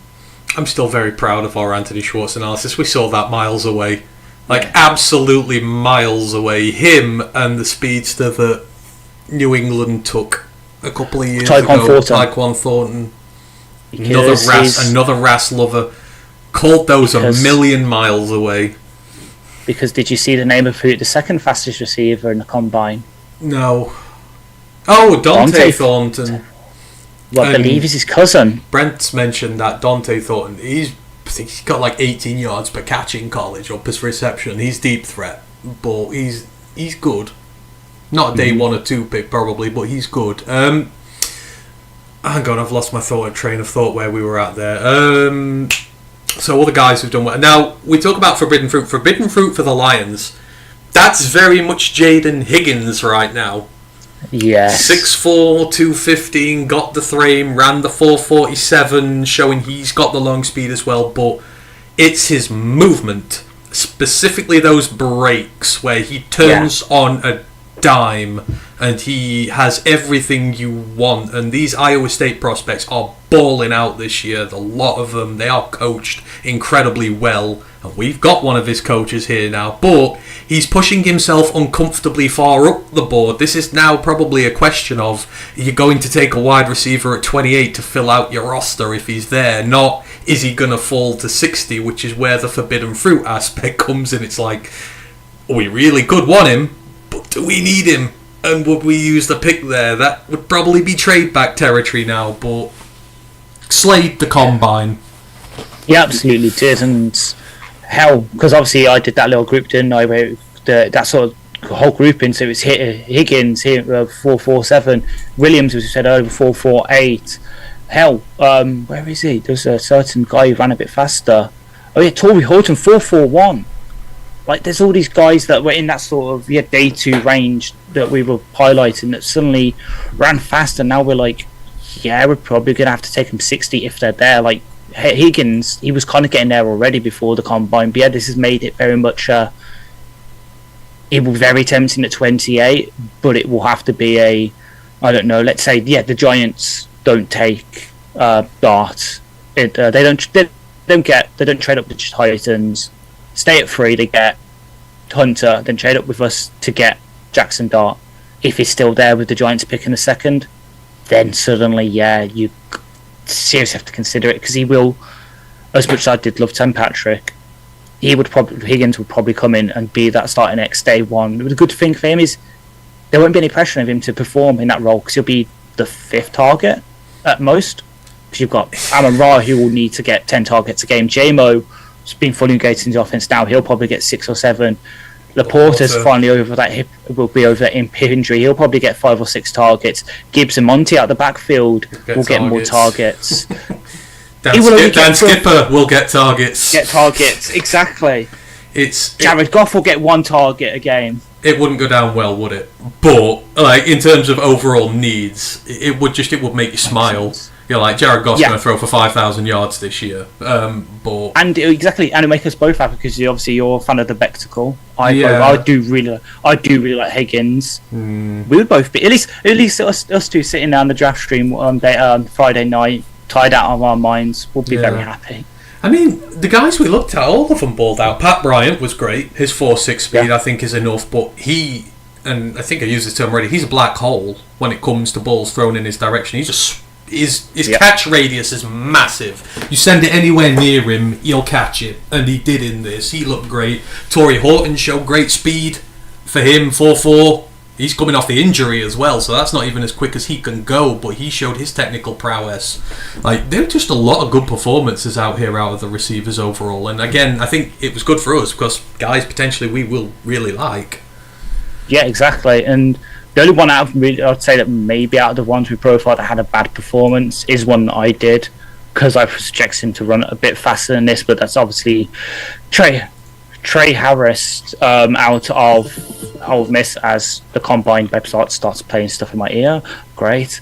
But 4.54 for him, I was expecting 10th for the second faster, which maybe just means he had a bad day at the combine. It might come out to the pro day, run it, and the GPS speeds actually do back up. He's got long speed, but he might have hurt himself. But obviously, he wasn't the guy that hurt himself. Well, the two that hurt themselves with the 40 in terms of the receivers. Obviously, one we mentioned earlier with Bond, but obviously the other one, the guy who, yet again, I know I keep using myself as a comparison for NFL draft prospects, but considering how fucking small I am, when you're 150 pounds and you run you're running slower than some edge rushers. Tez Johnson had a terrible combine.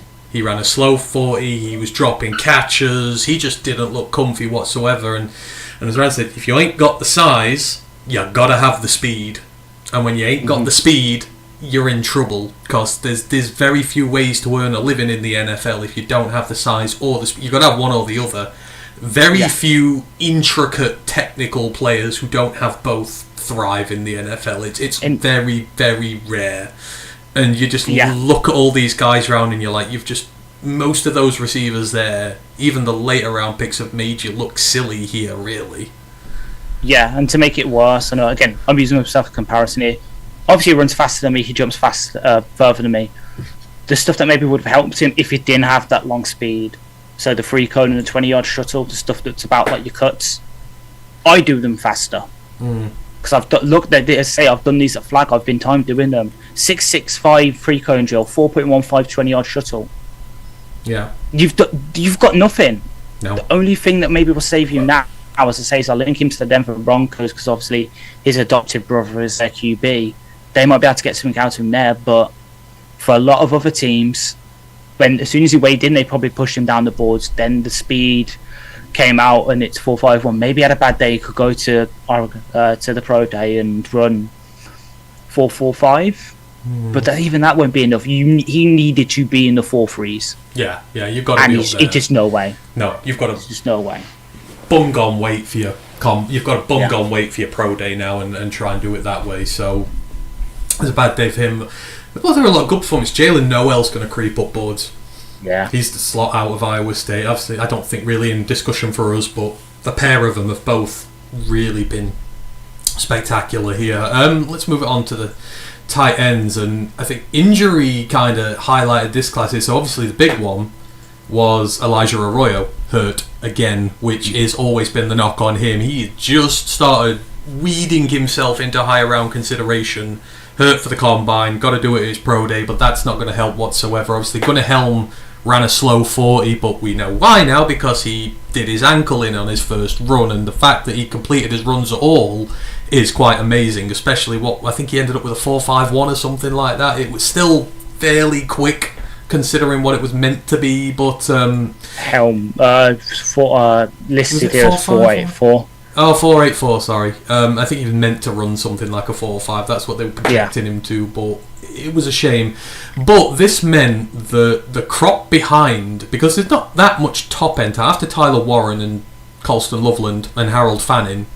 There's not really, I mean, and Harold Fanning's in iffy territory at the minute, but there's not a lot of top end talent today, so there are, lots of places up for grabs for you to really shoot up the draft. If the top tight ends go early and teams are in need of one, you can do your chances a world of good. No more so, and I know Ryan's fallen in love with him, but Mason Taylor, he's, and I give him the benefit of the doubt because LSU's a very tough school to be a tight end at. Considering the receivers they churn out every single year, it's not a tight end friendly school. And you look at him and he's steady receiving figures over the years. You saw some of the catches he made in the All-Star game. I know he didn't athletically test at this one, but that's not in doubt. But the on-field stuff, the gauntlet, like his hands, it was scary how good his hands were. And the athleticism from him he's going to be the one who completely rockets from nothing to... Like, he's probably going to go day 2, maybe higher day 2 at this point, depending on what goes on with the Titans. May even threaten Harold Fanning because of the school and the blocking and the athletic ability compared. But certainly this is one to take advantage of the big guys not been around doing their testing. Yeah, so the thing that got me about his gauntlet as well was how close he was to the line. He was never more than his foot's width away from the line. It was perfectly ran. It was insane. So he's definitely sold. He's very much the kind of the tight ends that the Cowboys have drafted the past couple of years, Dalton Schultz, Jake Ferguson, these guys who weren't the big name guys, but because they go into the right system that you use right, they could do well in the NFL when they weren't so much used in the in college. That's the kind of tight end I'm projecting to be. Again, if you're right and the Chargers don't take Colston Loveland or Warren in round 1, the Chargers really need a tight end. I hate doing these things where I keep saying other teams will take them. Mason Taylor will probably be a Charger in the sort of perfect world. But yeah, I was hoping for more from Fanning. Maybe I need to go back and watch his tape a bit more. Admittedly, I've only seen highlights of him, but considering what I was sort of told about his production and that, and a 4.71 40 wasn't the best, especially as he's a bit undersized for a tight end. 241 wasn't really much of a blocker. He needed to sell himself with that speed, be more I know he kind of flamed out in the league, but the Noah Fant, Albert kind of tight end who has that blazing speed, could be a vertical threat tight end who use primarily as a receiving weapon, and you work on the blocking later. 4.71 ain't going to cut it with that, so he's probably done himself a bit of disservice here. But of course, might have had a bad day, might come out to the pro day, run a 10 faster, and suddenly we're back happy about him. But he's probably the one guy who can look at this group and really say you've done yourself a disservice in at least your 40-yard dash in sort of your thing. Again, I know we mentioned him earlier because we had an interview with him, but CJ Dupree running a 4.69 as a mainly blocking guy, that's definitely helped him. He might be pushed out of our range. He's the other big riser. He's shown the athletic ability that people maybe questioned before, but as an inline blocker, teams are going to be all over that. And inline blockers can go high day 3 even without the receiving skill. You can get in the 4th round, and you can, and he's done himself no end of good there.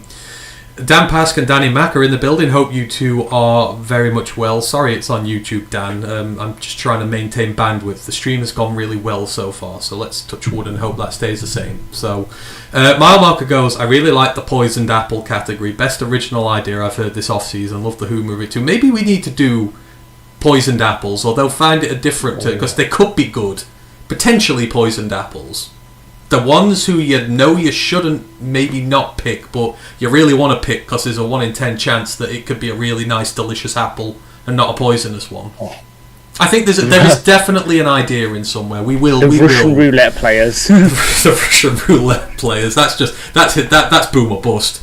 But I like Russian roulette. We'll have to come up with some funky ones for these. But yeah, the tight end group behind did well. Like, you know, Fedoni's getting a lot of love now. He's athletic as fuck. Joshua Simon from South Carolina, he played well. And I know Jalen Conyers is carrying on doing his thing. So the tight ends are very much a wait and see brigade here, but there's a lot of potential love in there for them. So we'll see, but maybe the Lions day 3 you will see some about that. Let's move on to the offensive line, the last group of the offense. And I mean, the thing I'm learning from this, the combine is not very nice to offensive linemen, specifically to ones who ply their trade as maulers, because you can't show your mauling prowess. You're showing athletic ability at the combine, and it's very much to the detriment of them. But I've seen a few tweets around from guys who are like, the offensive tackle class has shrunk because of measurements and stuff like that, and they're saying now that obviously a lot of the, even as far as Will Campbell up the list has been, his wingspan is quite low, and he's right. I mean, not in terms of that, but a lot of guys have tested, like, as the measurements are out, and potentially it has shrunk the tackle class down, and now it's a very big interior class, and that seems to be the way. But it's been a tough one for some of these guys. Tyler Booker has fallen foul of it. Will Campbell has fallen foul of it. You know, they're moving guys like Salvin Nea's gone inside, and they're trying to work there. But you know, but we did see some good performances. But I think for the offensive line, it's been tough in terms of RAS and measurements. Yeah, so I know obviously Tyler Booker's the poster child of this because I don't know if I said that on Discord, but I put his RAS in our Discord specifically for you because I know you weren't exactly high on him. I agree, the first round buzz on him wasn't probably warranted, but the sort of assassination of him over the past 24 hours ever since that RAS card came out hasn't hurt him. Well, it has hurt him, I mean, it really has hurt him. Like, I saw somewhere that I don't look so much at the 40, as you should no one should ever look at the 40 for things, but the thing that you do look at is the 10-yard split. His 196 10-yard split, if he is drafted, would be the third lowest since 1999 for drafted guard. That ain't good. Like, you're great at like the athletic testing, like the 40-yard. The big thing, the 40-yard dash isn't useful. I'd say same with the vert and broad, like the stuff that is 10-yard split, the shuttle, the free cone, the stuff that will actually, like, it's the good predictive stuff. There were some, like, yes, they have hurt themselves, as I say, with Booker, but some guys that did themselves the world of good with it.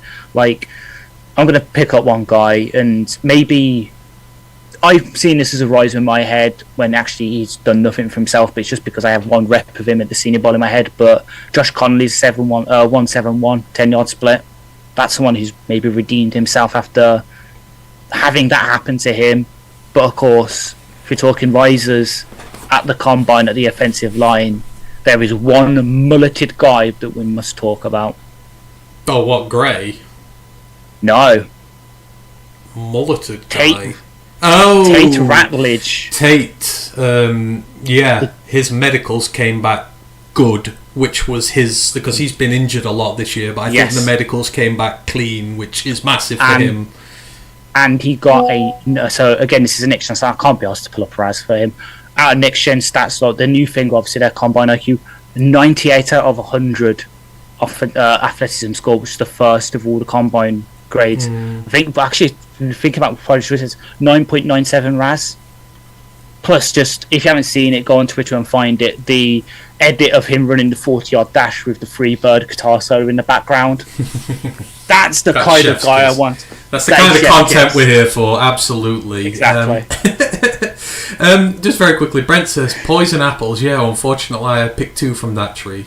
Don't talk about Army and Michigan that way, Brent. They might be bad, but they're not poisoned apples. You know, you can always come across and support Navy and NC State and the teams I love, the door is never closed for you, Brent. Don't worry about it. But yeah, going back to them, Will Campbell had a very good combine.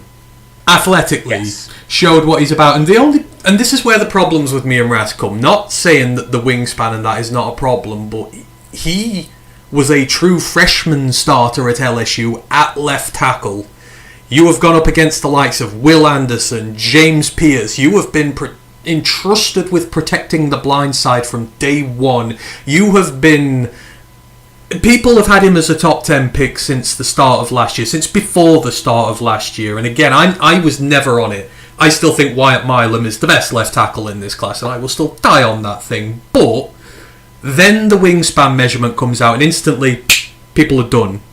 Everything you've watched him do in college, everything you've said about him, nothing has changed, and he has shown athletically that he is great at what he does. And now you're just gonna drop him. It's like, there are always exceptions to be made to rules, and I like to think that, and that's why I back my guys to the hilt, because I always believe they can be the exception to the rule. Like, if he'd been a fringe first round pick all this time and this came out and people still had him there, fine, but there's a reason he's been mocked as a top 5 draft pick for so long now, and you're going to give up on him because of one measurement. That's where I just find myself a bit annoyed with these things. But he didn't do himself any harm in terms athletically. It's just what people are going to see him as now at the next level. But I don't know. I think you should still give him a go there.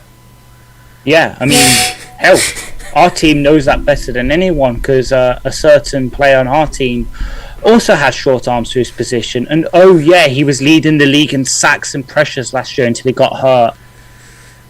It is, yes, the teams have this threshold, so the tackles is 34-inch arms. Just because you've got those thresholds, if the player can show they know how to get over that threat, like that sort of weakness that they have, you should still consider them. And what does Campbell have? Very, very good feet, so he can keep resetting. He can minimise the impact that having the shorter arms is. He can, instead of having to use his arms to block off to get that first contact, he explodes out the snap and he gets that first contact that way. And that helps against speed rushers. You know, you've got the speed to deal with speed rushers, which is the problem at the NFL. Too many of them are big lumbering lubbocks who can't keep up with the speed rushers. He can. And all you've got to do is get the technique on them, force them out, and they're done. They've lost. So, you know, in terms of that, he played well. Grazer Bell's he's killing it as well. Like, at this point, it's not, is he going to be first round? It's, where's he going to be first round? Yeah, 100%. And I know Rye put out that poll yesterday, and I said defensive line's my first ones. If we get to 28 and he's sitting there, the temptation, like that again. One of the, I know we said points out, the thing that really we should trade down. We should try and tempt fate, get more picks, get something later to bridge those gaps we have where we have that massive gap in day 3. The temptation just to take him and just stick him in if they're team offensive line, and that's it. That's your offensive line sorted for the foreseeable future with Decker, Mahogany, Ragnow, LaBelle, Saul. There's not a nastier line in the NFL. They're nasty. Fuck the Eagles. 1 through 5, they are nasty. And guard's the easier place to go, so you'd absolutely have him in there. One guy I want to shout out from this as well, who I've been on about for day 3 for ages, Drew Kendall looks superb. Yes. And we talk about technicians, technically as gifted as they get coming out of Boston College, and he's still going to go day 3. He's the perfect guy to put behind Frank. He's absolutely perfect. And you can even play him on the interior if you need to a little bit at a guard spot. But he's polished. He's completely polished when it comes to his technique. And yes, he's a tad bit undersized. I don't care. When you've got the technique and you've got the pedigree, you're absolutely going to make it at the next level. And, you know, he's so high up on that list of guys I want on day 3 now. If he's not going to go any higher. I loved what I saw from him. Anyone else impress you offensive line-wise? Or speak about Drew, whichever. Oh, well, I do love Drew. Obviously, we know I love my ACC, but Boston College, great, Trent School. But no, the one I want to highlight, and I am kind of stealing one of your guys here. If I say Alabama A&M. Oh, Carson Vincent. fucking had a good combine as well. So again, next gen stats, 85 athleticism score, which is 8 full offensive tackles. For a HBCU prospect to do that, he has put him. I know you said because he's one of the 2 draftable, like you guys, you've got like draftable grades on. He's done himself the world of good with that combine. Like he is very much rose, and I know. I don't want to wish bad on players we've already picked. I almost wish we hadn't took Manu last year, because taking him day 3, he's got the stuff there. I know next gen stats says that like the prospect grade he got from the combine is 5.8. I'm just saying average backup or special teamer. There's stuff there again, and it is part of our mold to do it, because obviously where Brad's come from, took Houston a couple of years ago. We know how and when to take these kind of guys. He would be the perfect fit, but unfortunately we've got Manu there, so that role of developmental tackle will sit for a year and see what we can get out that has all the athleticism. He's probably I'm doing it again. Eagles. Yeah. Imagine him on the Eagles with Lane Johnson's getting up there. Absolutely. Mould him for a year or 2, stick him in at right tackle. Absolutely. Hate it. I mean, I think I would say from this, watch out for centres in this draft, especially day 3. Jared Wilson balled out. He's the Georgia centre. He looked really good. Marcus Moe, I know he's the right tackle from Purdue, but they're feeling he's going to kick into centre as well. He's played really well, like Eli Cox did. I would put decent money now, if we don't bring one in, that the day 3 centre is on the agenda potentially this year. I would, or at least a guy who can play versatility wise as a guard as well. But don't put it past, because we do need someone behind Frank. We really do. We do. I know we took those swings last year, but yeah, I think Drew can do it. I think Drew would be good enough to come in and play if you needed him to for a little bit, certainly. But yeah, outside of that, it's just been really difficult for the tackles. Jalen Rivers, the Miami one, struggled massively. Torricelli Simpkins was not good. The South Carolina one, I know they're talking about kicking him inside. I think Salvanea, they look like they're going to kick him inside now. That's kind of been the theme, hasn't it? Just how many of these guys are going to be tackles now? But in terms of the interior guys, they look stacked. Is there anyone else you want to mention? Yeah, especially since you mentioned him earlier, and I'm saying it as more because it's continuing that trend. Not to put too much pain in you, but I've also seen people say that Meadham needs to move inside as well. Yeah, I get it. Again, it's his size. The size is not there. It's just, I don't know. I think he can do it, but you know, if you start him his career as a left guard and you can work him out to there if you need him, he can do both. Yeah. But that knocks his value down. He'll be a day 2 pick now. Milam will. I still think he is one of the best left tackles going, but hey ho, we have to see with that. Right, let's move on to defense. We've got defense to do yet, and edges. So defensive ends, obviously a lot of the premier edges didn't work out. Like we know Abdul Carter's going to be top 5 here. I know Mike Green didn't work out. And are we going to start with take your victory lap? Take the victory lap. Well, I can't take a victory lap. Hang on, who am I victory lapping? I don't know who here. Are you forgetting the Edu profile? Oh, Azirawaku. Yes. Donovan Azirawaku, tremendous combine, and I feel a lot better now that I know I don't really rely on the combine and that, but I feel a lot better with how well he's played. But he's shown the athletic ability, and he's shown in his interviews as well. What was the phrase? Detonate the quarterback, I think it was, something along the lines. And he didn't. Sorry, go on. Because Jeremy did his thing. He said he's aligned guy because he uses tape and he has specific pass rush plans for different tackles. He does, and he's got the best counter in the world, and I've got it in the thing here, but he's got this wonderful, because he is on the shorter side for an edge, but in his run blocking specifically, he's got this little bunny hop he uses, and it's a bunny hop to get half a yard to get the separation, and then he violently chops down on the tackle's arms, and he gets back, and there's 4 examples of it in the Mizzou game you watch. It's such an effective counter where he just gets them to overstep a bit with this little bunny hop back, and then the arms are done, and he's making plays against the run, because the run defense is what people are concerned with, given his size. There's no thought whatsoever about his ability to get to the quarterback and his motor, because he's all over. It's can he hold it up in the run game, and he's got the arsenal of counters to do it, and we've seen that now. So he's had a massive one there. Right, we're going to talk about my mortal enemy, because we've got to do this. And come on then. Boomer,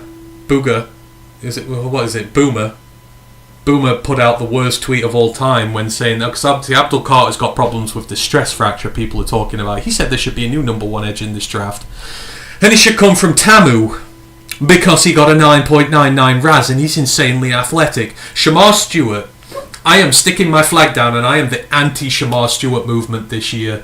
Somebody is going to get fired for drafting this guy. How you can not break the 1.5 sack mark in a year, and how you have a nearly 30% missed tackle rate in college, and you still get this amount of love just because you are athletic, is beyond me. People say that, and I'm not really I can look past lack of production. It depends what you do in the game and how effective you are, but I still watch him play, and I'm like, you're ineffective against the run for the most part. You've been better this year, but for the most part, you've not been great against the run. Your technique's piss poor, and you can't get to the quarterback. Why? Because so many of these tackles, despite his athleticism, they push him around the outside, send him the long way, make him do all the work, and just good technicians have their way with him, and he does not have the pass rush arsenal, the counters, anything in that arsenal at the moment. And you cannot justify a first round pick on someone like that. We've seen countless guys come over the last few years. Adebaware, Robinson, Chop. I know Chop's starting to get there a little bit, but it's taking him a damn long time, and he still doesn't look anything special at this moment in time. Darius Robinson took ages to get going last year and kind of started putting the sacks together when the Cardinals season was dead and buried. He didn't do it when it mattered. We're seeing a production line that it's not worth the hype, and now people are saying top 10 minimum for him. I just do not understand at all. Mm-hmm. I don't get it either. At least back there's with Robinson this past season, Cardinals. He was on IR for the first half of the season, kind of like mahogany. So he gets a pass. He's to be graded next season. Let's see how he does. But I agree. He is very much out. Let's take the two Tamu edges together then, because I'll put scores in here. This is very much the Hutchinson versus Trayvon Walker debate again.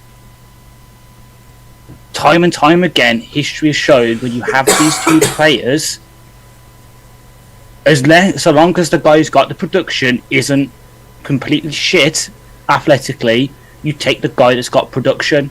And yet somehow over the past month, Schubert has gone from being a round 3 guy who does have the production, has got the athletic tools you can bet on, maybe you could get something out of, developmental guy, to I'm looking at Tankathon now. They now have Stewart as their 18th overall prospect, Scouton as number 30. No. And to bring it on to Scouton, had a good combine. I don't get why some people are saying, he's actually just being so into it, because I've seen similar. I've seen people say that with Scouton, so they've reached their ceiling athletically. You're not going to get much out of them out of the pros. Who does that sound like? Oh yeah, Hutchinson might have topped out in college. You don't get much more production out of him. I mean, what were Hutch's arms? 9th percentile? Yes. His arms are 9th percentile, and he's doing pretty good.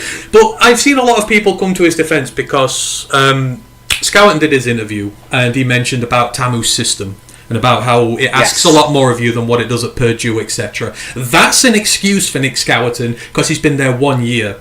Shamar Stewart has been there his entire career, 4 years, and he's still not picked up that system to be able to go and rush the passer. Oh yeah. To be able to go get your thing, and it's like, and people are using that as an excuse for him. Well, Scouton is allowed a free pass for this year. He was a stand-up edge rusher at Purdue, just tasked to go and kill the quarterback. You got to do a lot more at Tamu, but he's had 1 year to do it. And in that 1 year in Tamu, He's got half a sack more than Stewart did his entire 3 years there. 5 to 4.5. And people are saying that Scourton's production is bad. You can't have it both ways. I'm sorry. You cannot have it both ways. And, for the most part, Scourton dropped, what, £10? He came at 275, not 285, so... Yes. Slimmed a little bit. Now, maybe that's perfect weight for him now. Stay at that playing weight. It is. You're good against the run. You will get to the quarterback enough. You would be a perfect opposite to Hutch to us, but I'm sorry, I'm not buying this crap with Stewart, and whoever picks him, hopefully it's long before Brad even thinks about making a move, and Brad has shown a history to go nowhere near these guys. That's the only thing that makes me sleep well at night, is that Brad will not go for him at all. Yeah. But in terms, again, a lot of the top edges didn't perform in this, but it allowed the periphery guys in. So James Pearce, for all wants and purposes, about his attitude, his tude, whatever, athletically tested perfectly, which we knew he was going to do anyhow, because he is a supreme athlete, but he did what he needed to. Mm-hmm. He really did. So obviously, it was mentioned earlier, the 4.47 40-yard dash, that's fast. Okay, I'm gonna brag on some of our, well, not brag on them, but that's faster than Pat Bryant and Ricky White, for example, who are receivers. Yeah, he did answer a lot of the questions athletically.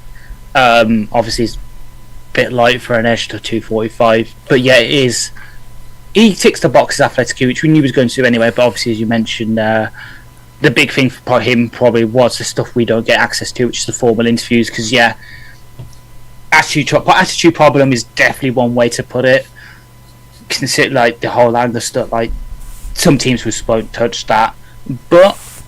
Well, this is the attitude era. If people saw what happened in WWE this week, we are going back to that kind of era, so maybe we do need that kind of player in the NFL. That was such a great segment. I absolutely love that. Thank you. We're talking poisoned fruit here. Landon Jackson. Knew it, yeah. This is second tier Shamar Stewart. You are picking the athlete, but I will always remember Landon Jackson's day against Alabama when that was the welcome to college football moment for Jalen Milroe. He sacked him 5 times and he went absolutely nuts. Landon Jackson, so he did the second highest vert ever by a guy who is 6'6" and 260 plus, or 260 plus. Like, he's a big man, and he jumped the second highest vert ever. Second best second best standing jump behind Shamar Stewart at this. Another who's athletically freakish, but he has more of a pass rush arsenal than Shamar Stewart does. But he is, a poisoned apple. You could get an edge one out of him, and a dominant edge one for years out of him. You've just got to train him in the right system. But he's another who somebody is going to pick. They're going to be tempted. He's definitely a riser from this. Like, as you say, the athleticism, it's just, I don't know. For me, it's like playing 265. I think he measured like 265. I argue you almost, what would actually do him best? 264 he weighed it. I'd argue best, he'd actually would be better putting on 10 pounds, let's say, and play, what I mentioned earlier with Josh Pascal playing that sort of 3-4 defensive end role. I think he'd kill at that. Yeah, but he needs to put the weight on. But obviously teams might be hesitant to do that, because if you put that 10 pounds on him, will you knock a bit off that 40-yard dash, which at his size was so electric? Will that affect some of the explosion with the vertical and broad jump that is really putting him up there? Like, the X-Gen stats have him the second best edge rank of this combine, which is really good. But again, someone you're betting on the athleticism. Is the production there a bit more? But again, it's more of a gamble compared to other guys who have more production but didn't test as well, in inverted commas, like Tyler Batty, for instance, who I know you love. Elijah Roberts as well, both of them who run 4.78, so ran about a tenth of a second slower, but have more of that production. Hell, I argue one person actually locked themselves doing the 40-yard dash, because that was something that maybe would have really stood out on, because they're light. you can probably guess where I'm going with this. A certain Old Miss edge who, same size as James Pearce, but runs a 4.72. Yeah. Princely. Yep. You ain't the prince of this draft class anymore. No. For Landon, I'd be terrified if he ended up in Philly. As what that outside 3-4 guy. Can you imagine those 3 DTs taking up all that pressure and Landon just being able to pass rush off the edge and go nuts? Him as the can crusher, Nolan Smith as the speed guy. And at 32, I would think Landon Jackson's well in play because they're not afraid to take guys like him either. Like that'd be after the Chargers pick, which I'd be the Chargers and the Steelers. I'd be up there as saying I'd be willing to put money on that. If you wanted to, and if you, I know you're going to lose Milton this year, but you do still need a standout edge. Like their interior defensive line is just fucking phenomenal. They're losing their Super Bowl MVP. Yeah, so Josh Sweat. Yeah, so Landon Jackson's a perfect compliment to go there. I think he'd be fantastic, and I'd be scared if he went there. Like that's the place he'd produce. And going against that offensive line is the best competition he'll go up against. That's how they get so good. They're coming up against Stoutland University. It make iron breeds iron.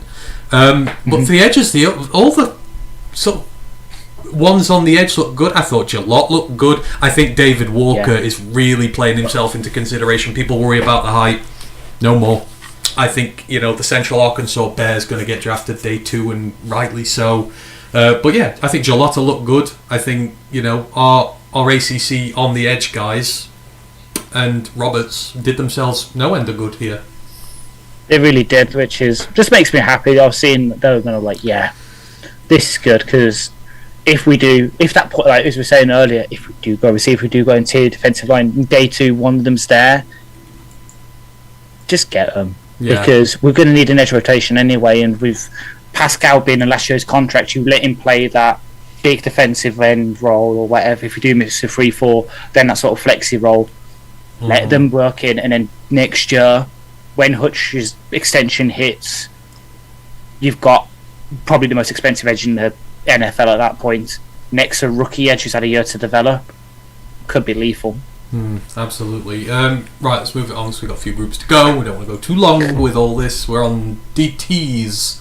Again, a lot of the top DTs didn't. Mason Graham did the bench, but a lot of the other top guys sort of went out here. In terms of round 1 guys, I think the one who really stood out was Derek Harmon, the Oregon edge, and he ran a sub-5 second 40 at 320 odd pounds. Michigan State fans will know him, Oregon fans will know him very well. Incredibly disruptive presence on the interior. He's now given himself a good chance of going first round, I reckon. He really has, and the best news for us, here's another player that we don't have to waste a top 30 visit on because his hometown is Detroit. Yeah. He will be if he is there again, he's one of them that would very much consider me. But stick to the DTs. I don't know how many mock drafts you've seen today, but a certain DT has definitely pushed himself into first round consideration now with his combine. And it's a sort of another local guy from MAC. Darius Alexander. I've seen not 1, not 2, but I have seen 3 mocks with him going in the first round today after this combine. He was up there, then he slid a bit, now he's back again. Yeah, now he's back again. But his is just the movement and the athleticism for him, which is big because you play the pass rushing 3-tech role a bit and you need to be quick off the get-go. And you need to be explosive. Like Kalijah Cansey, I remember his name for you this time. But yeah, another one looked great. And then it's like the day 3 prospect, like the lower pool DTs, because everyone's saying DTs stacked here. CJ West, I'm secretly enamoured with because I love that Indiana line. Mikael Camera's going to come next year at Edge, and I'll want him there. But CJ West has looked terrific, and we have interviewed him somewhere. I think it was the Shrine Bowl, one of them. It was the Shrine Bowl, yeah. Any other DTs or D linemen you want to mention? Yeah, and I won't. I will say Farm had a good one, but it's not the one I'm going to mention here. It is the DT out of Virginia Tech, who is one of my favourite pickups on the Pro Football Network mock draft because he's used in the 6th round. And he is Peebles. Because obviously he Kent State transfer to Virginia Tech, so played that sort of disrupt, like the sort of lower gritty level of football it was like, but then went to Virginia Tech, played more of that pass rush role.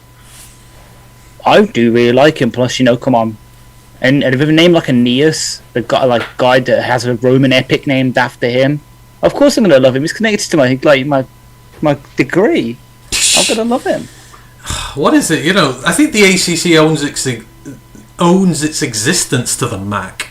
Like all these MAC transfers that come out of there, and especially Florida State know all about their MAC transfers, like crazy ball. But no, I agree. Peebles is he was the one that I never knew why he was down in the third day anyhow. Like his pass rush win rate's up there with some of the top edge rushers in college, and it's very rare DTs have a pass rush win rate at the same as edges because they're not asked to do it as much. Yeah, and it's like, what is it, 22% or something like that? It's massive, Peebles' pass rush win rate. I'm pretty sure it's over 20%. So yeah, I agree with you. It's not he should be a riser. He should have been there all along. I think he's finding his natural ceiling, but he played tremendous. 17.8. Oh, 17.8, yeah. That's massive. Like that's nearly 1 in every 5 pass rushes he's getting pressure as a DT, which is pretty damn good. And a 6.3% run and stop rate, which is also above 80th percentile for the 2024 college season. Yeah, he's got it all going in there. So yeah, the MAC guy's doing well. CJ West's a MAC guy as well. He's a Kent State guy. Feel sorry for Kent State. They didn't win a single game this year.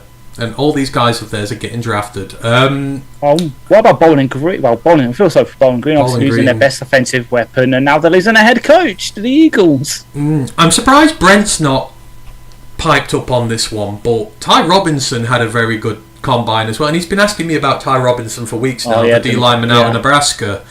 I mean, he's older, he's 6th year, so you want to you've got to take that in there, but he athletically tested really well. I still have not seen enough of him yet to form a great opinion, but I know he did come out and people found a lot of favour with him, say he's going up boards. So I thought you would have mentioned that one there, Brent. He goes, there's a storm hitting the lakeshore now, hope I don't lose Wi-Fi. I hope you don't either, Brent, because need to throw more barbs about Army and that in there, so I need you around for that. Right, let's move on. Linebackers next, and again we've sort of been looking at the day 3ers so far. Linebackers are an odd one this year, because it all comes into the category of the outside linebackers or the edges or the linebackers, etc. But you've talked about, you've mentioned him plenty at this point. Jihad Campbell did every single thing he needed to at this combine and more, and now there's probably going to be a big fight for him. He will probably be very scheme specific, but for the teams with the right schemes, he's potentially gold dust now. Yeah, and you say he did everything he needed to and more. He did all the off-ball stuff and then stayed behind after to do edge rush drills, and he looked so good doing it. Like, when I profiled him, I said, you don't really see much of the actual true pass rush stuff, but there's flashes there. You watch those drills, like, okay, I can see you've been working on it from the tape I've seen from you from this year. You spent this past 2 months learning how to do it. He is going to shoot. Like, he's gone from being if we trade down to the bottom of, to the top of the second, you're very much in contention there. I'll be surprised if he's there at our pick now. He has made himself the off-ball linebacker 1 in a class where it's a relatively weak class. You really made yourself stand out, and now he's not going to be there. It's pretty much hit, dare I say, it's now just a massive gap between him and then just a clump of guys who are this. Chris Poole is in the next group. Chris Poole, Demetrius Knight. He looked good. He looked good as well. He's having a good off season. I tell you, the one who's really jumping up the boards for me. So Smile Mondon, he's another one of these Georgia guys who you don't hear about, and not hearing about a Georgia defender is not necessarily a bad thing because they've got so many superstars. Even their good players are better than average. He's really impressed me with what he's doing. I think he's more a will, if I remember rightly, but he's a sub 4.6 at linebacker for running. He's got good speed there, and he's very explosive. Like, you know, Yeah, he's one of your side-to-side guys who you bring in, but he's a low-key one of those generals who's been around for a few years now. I'm not really looking at linebacker outside of day 3 at the minute, but he's one of those who you maybe take a second glance at in day 2 if you do. But I thought he tested really well. Yeah, I've just seen his profile. Yeah, that is a will, which again we mentioned earlier we need. Yeah, I'm just looking out, see if one of our favourite guys what he did, because I actually didn't see what he got worked out. Oh, he didn't work out except for the bench. That's probably why I didn't see him. Damn it. Yeah. I'm not sold on the Oliver one though. I know he's Oklahoma State guy. I know he plays our position, but there's a reason I've never really looked twice in his direction. And you need him to pass rush. He's not a good enough pass rusher for me. We know what those guys are like at middle linebacker. They're absolute studs, but he's an athletic guy, I think. And you've got to really develop. He'd be a day 3 developmental pick. I'm not sure I want that to replace Barnes. Barnes as a high round 4 pick took 4 years to develop. It's not easy, so you've got to be careful with these guys. I don't think there was anyone who particularly performed bad out the linebacker. Again, it's weird. I like my linebackers, and I feel very indifferent towards them this year. It's just not the same. It's good classes, and it's not the strongest class in the world. Yeah. Shall we move on to DBs? Go on to corners. Yeah, because... And Rye's going to take a victory lap here because there's a certain Kentucky corner who is now the talk of the town after this. And I will say, Ryan was on this since the start of the year about Maxwell Hairston and how good he is. 4'28", 40, 39.5-inch vert, 10'9" broad jump. Like, you've got speed, you've got elevation, you've got just everything you need to, like, the hips are great, the cutting ability is great. Like, this guy is going to snap a lot of interceptions in the NFL because he's just going to break on a route like that and snaffle it right out of the air. And I know the productivity doesn't really as much show from his collegiate days, but it's clear to see what his game's about. And Kentucky, again, a system where defenders come out ready for the NFL pretty quickly. Yeah, like, it's made me sad because obviously he was someone that snuck onto maybe people's radars at the Senior Bowl. Obviously, he did the interview with the Short Lines podcast. And everyone's like, yeah, day 2 guy, if we want to get another sort of future option there, develop him behind what we've got if we bring back Davis. And then next year, suddenly you've maybe got a starting 3 of Arnold and Hairston on the outside, Rachel in the slot. Well, that's gone out the window, hasn't it? Yeah. When he runs one of the best 40s in all this great combine, he's not going to be there. Like, he probably has jumped quite a few of the sort of bigger names in front of him in terms of maybe would have got picked up there, which it just sucks.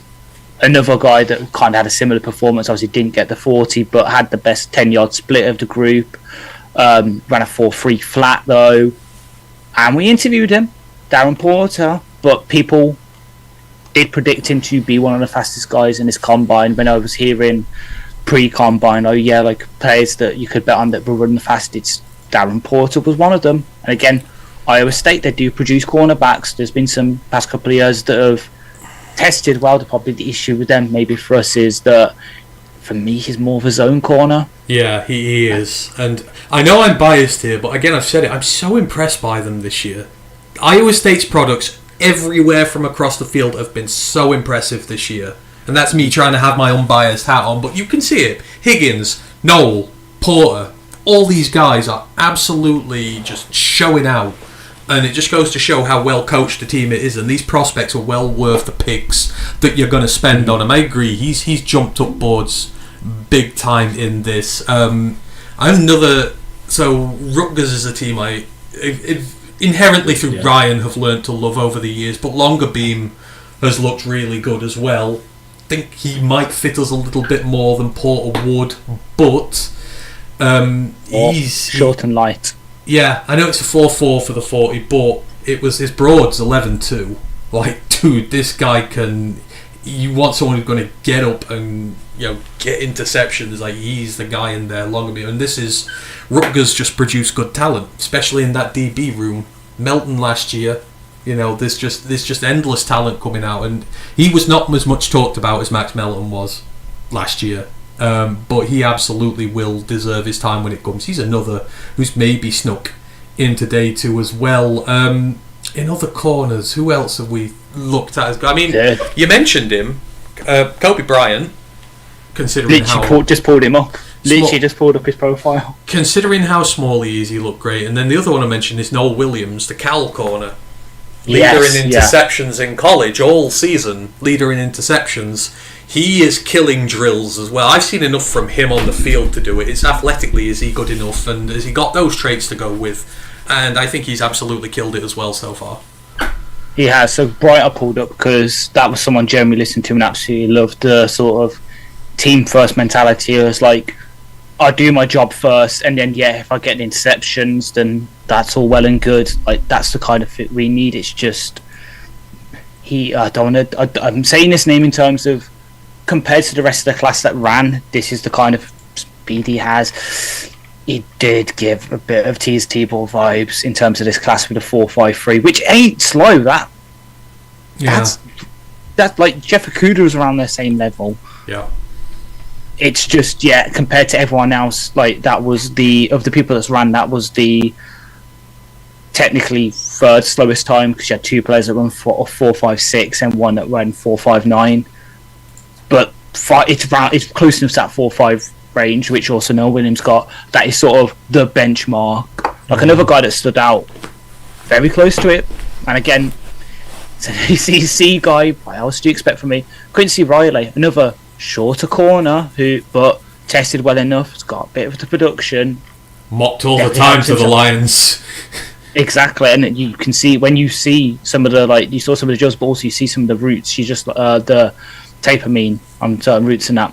You can see why this is a guy that will stick his nose in there and ruin defense. And he tested well enough. Again, he ran the 40, but 4.48 with a 1.54 10-yard split. Those are good enough numbers. You've passed the benchmark athletically there. Absolutely. Go and do the other drills at your pro day, and if they look good enough, you're going to help yourself in this Lockjammer class, because obviously you've got the guy at the top, and then you've got the 2 guys at the top. Will Johnson for me is the true top corner. I know Travis Hunter's there, despite what everyone was saying about him not testing here. There's a logjam in that sort of day 2, early day 3 corner class. There is some guys really, and that's generally where you can sometimes find the better talent. It's like, I think corner groups in recent years have been stacked at the top. This is not stacked at the top as much, but its middle ground is tremendous. It's even when you're road runners. I know you don't really watch so you don't really watch them. Star Frazier, he had a good combine. 4.36. He had a great combine. In terms, he's got to rise up boards as well. The potential for development of these guys, there are more guys who can develop into starters in the NFL than maybe class has gone, just not instantly. That's where I'm at with the corners. And we don't poison fruit again at this point. Upton Stout continues to belie his size. He is tiny, yet he's Mighty Mouse, and he had another good combat. He's not done anything wrong in this offseason whatsoever. He will battle it out with guys who are 6'3". He will fight really tough, and he's one of those. He's probably going to be a nickel safety hybrid, so potentially something that would be in our wheelhouse. But he could potentially be great, but you're just worried about the size.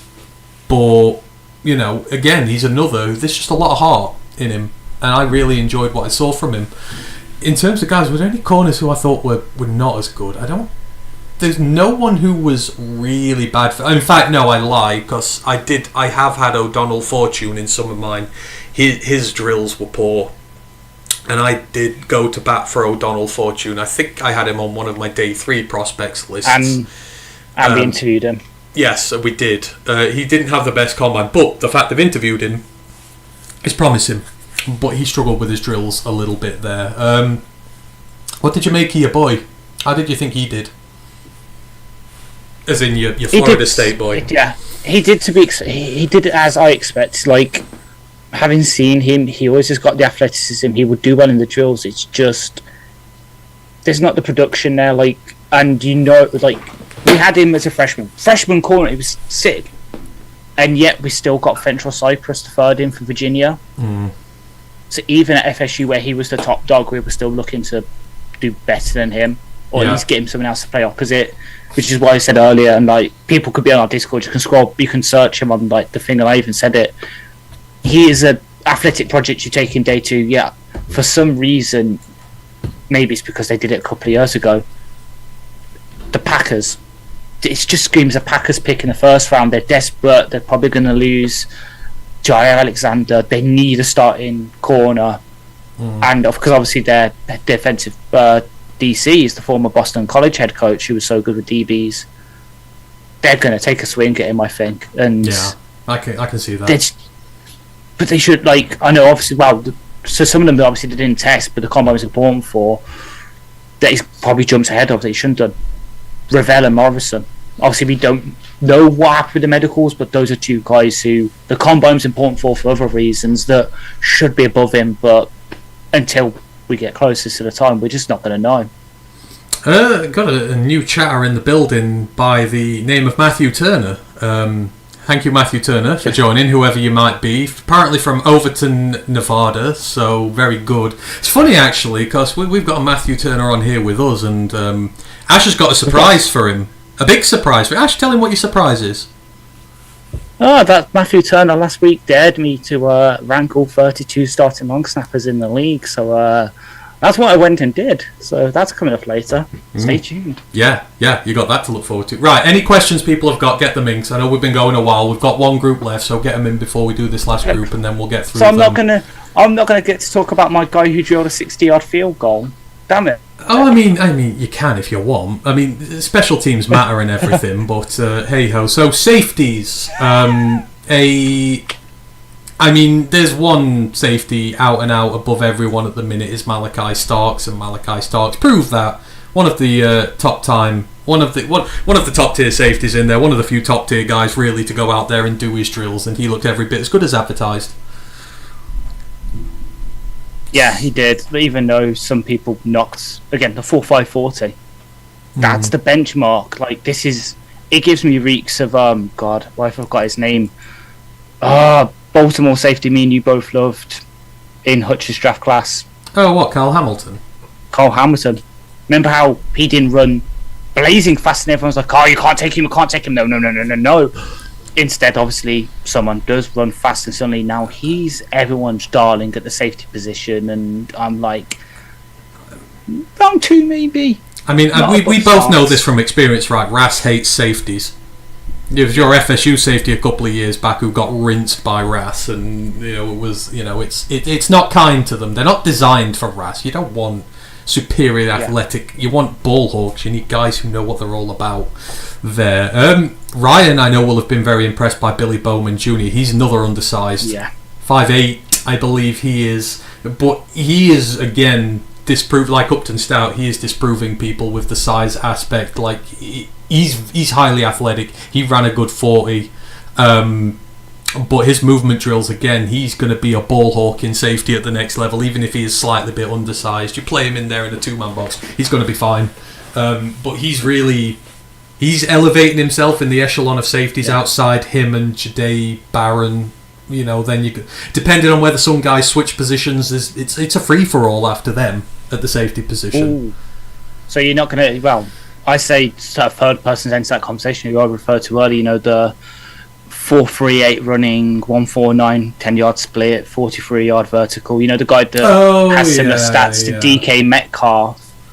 Yeah, like. He is again. He's someone that I've seen rising in mock drafts, and this has now boosted him to. I swear, in one of the. I think it was PFFs. He was going top 16. Yeah. No, actually, you're right. He's sort of a bit over the board at the moment. You just never know what you're going to get. Yeah, he'll settle down eventually. I don't think Sebastian Castro was there, Grandeyes. He might have been. I don't feel like I saw him. Did he test? Let me have a look. I feel like I didn't hear anything about him, which is probably good for him. He did test. Oh shit! He did the 40, and you could tell by my face. So he did it. He did all of them. He's 40, 4.59, which was the slowest of any of the safeties that ran. But his vert was also the worst vert. Broad. joint worst. Let's say athletically he's not tested well. Exactly. But he had a mega Super Senior Bowl week. Like, I don't worry about Sebastian Cash. Athleticism, again, we can say this. RAS is probably one of the least important for safeties. Yes. And, of course, he went to Iowa. Yeah. Iowa produced good fucking DBs. Cooper DeJean this season, obviously. Yeah. Fucking Inception. Pick 6 in the Super Bowl. Yeah. Just in defenders in general. Jack Campbell, who I know was a Raz darling, but good defender. Yeah. AJ Panetta, good defender. You're not going to get top tier talent, like athletic talent from him, but he's got the instincts. That's the big thing for him. Absolutely. Yeah, I'm not too worried about him when he's all said and done there. RJ Mickens looked bad. I'm going to say that much. Yeah. And he had been slowly creeping up boards for me. But I think he's set himself back a little in the class there. Grandizer, don't worry. Just because he's had a bad combine, he's going to be fine. Safeties, it does not matter as much for. Sebastian Castro is probably going to go high day 3, late day 2, and I think he'd be fine. Mm-hmm. Yeah, no, you don't want to draft him at Miami. I don't want to have to see that, Grandizer. So, any other? Javon Holland's up, isn't he? Yeah, he is. So they're probably going to need someone there. Although I figured they might go a little bit higher for that. Is there anyone else you want to mention at safety before we mention your kicker? Yeah, I don't think he actually did any testing because of the partial MCS tear he had in the season. But someone who very much impressed with his safety. Penn State. Sorry, yes, no, you're right. Kevin Winston Jr. Yes, he supposedly impressed at the podium. Like even he was telling the story about his thing. He was obviously week 1 this past season, Big Ten Defensive Player of the Week in training. Yeah. Feels a little twinge in his knees, like, oh yeah, but I'll play for it. The adrenaline. Plays that game, has the twinge again, finally gets himself checked out. Partially torn MCL, he's out for the season. Yeah. What does that sound like? Yeah. A Dan Campbell guy. I know obviously he missed pretty much the entire season this past season, so he didn't get to ball out and sort of his last season, but so the production's down there, but when he was around, he was athletic enough and he can play in the box and 2 shell safety. There's your replacement. Yeah, no, absolutely. I can get on board with that. Right, you want to talk about your kicker? Right, yeah. I know obviously we don't need a kicker, we don't need a punter, we don't need a long snapper, but there's some good performances in the special teams. Obviously, my guy Ryan Fitzgerald, who somehow by the ranking of the combine people has the worst one, but only missed 2 of his kicks, made one from over 60. There's someone who, you asked me 2 years ago, I hated because he kept missing extra points like it was nobody's business. But he's very much in Jake Bates mode, very much was sick this year. So he made 100% of his field goals this year. It was FSU's best offensive weapon. Pretty sure he would have scored the most points for you this year. Yeah. He should have been paid like a quarterback. All right, play a little game with you here. Where does he get drafted? If he does. Ooh. Because kickers are getting more valuable. People like these comp picks that they didn't have before. They're willing to give them up on special teamers. Let me just have a look at a team's roster, because there's a certain team that has a load of picks this year, and if they do not have someone who's good enough, I can see him going there in the 6th.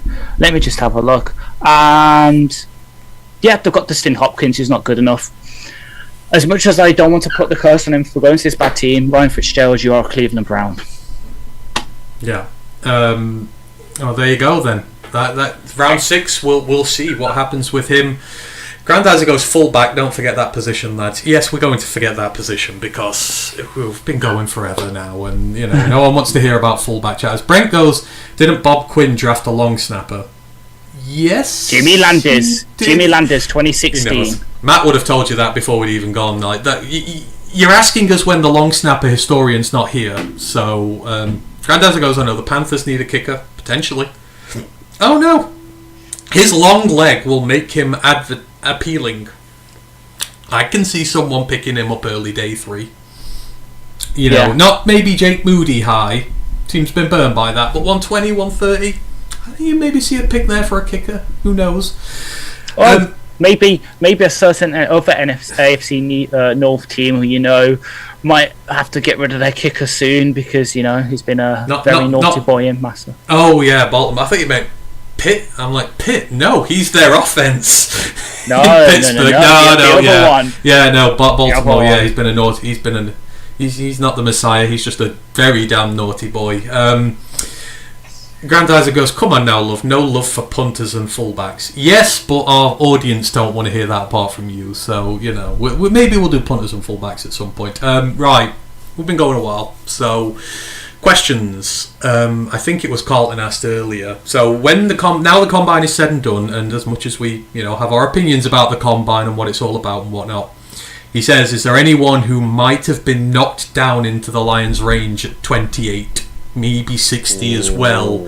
Is there anyone who's, and I will sort of add a little bit onto this, is there anyone who's knocked down, not necessarily to 28, but has been knocked back into a position the Lions would maybe feel comfortable going up to get them?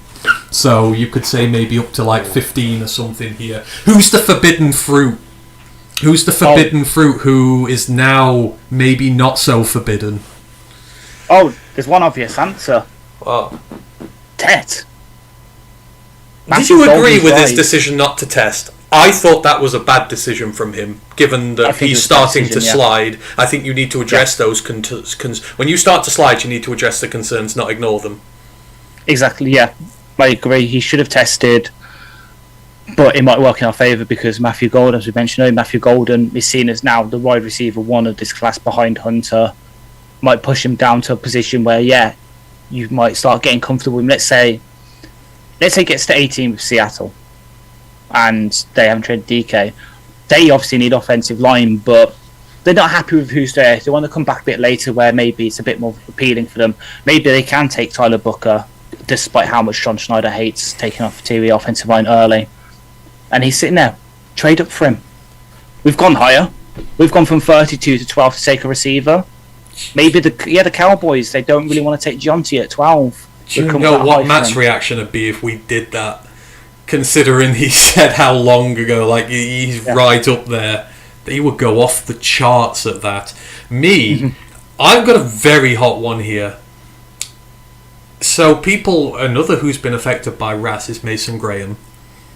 Now Mason Graham, because of his wingspan, is getting a lot of unnecessary hate. Like, if you don't see a world wrecker in there, there's something wrong with you. If Mason Graham falls, if he hits a double-digit number, I don't care what it is, Brad, you go get him. Could you imagine Mason Graham with Aleem and DJ Reader? If he's going to get knocked down, he shouldn't, and I vehemently disagree with any notion that he does, but the athletic measurements might hinder him. And if he's going to go, he's now my big forbidden fruit, who I will give up a lot. I would give up next year's first and go and get him happily if he's going to drop. I think he's going to be in that consideration. Maybe ones who are a little lower who are going to drop. I mean, it depends what your definition is here. So one that's dropping because a foot injury was picked up at the combine. Mikael Williams out of Georgia. I thought you were about to say Abdul Carter there for a minute. Yes, I agree with that. Mikael Williams, I think that would be a great fit for us. And I think he would... Yeah, he's absolutely worth trading up for if you're going to go for them. Who's going to fall naturally to 28? I don't think Kenneth Grant falls. But I don't think he did anything to warrant falling. I don't know if there is anyone in there who might have fallen otherwise. I think people might get knocked back into trade range so much as fall to us who we wouldn't go for originally.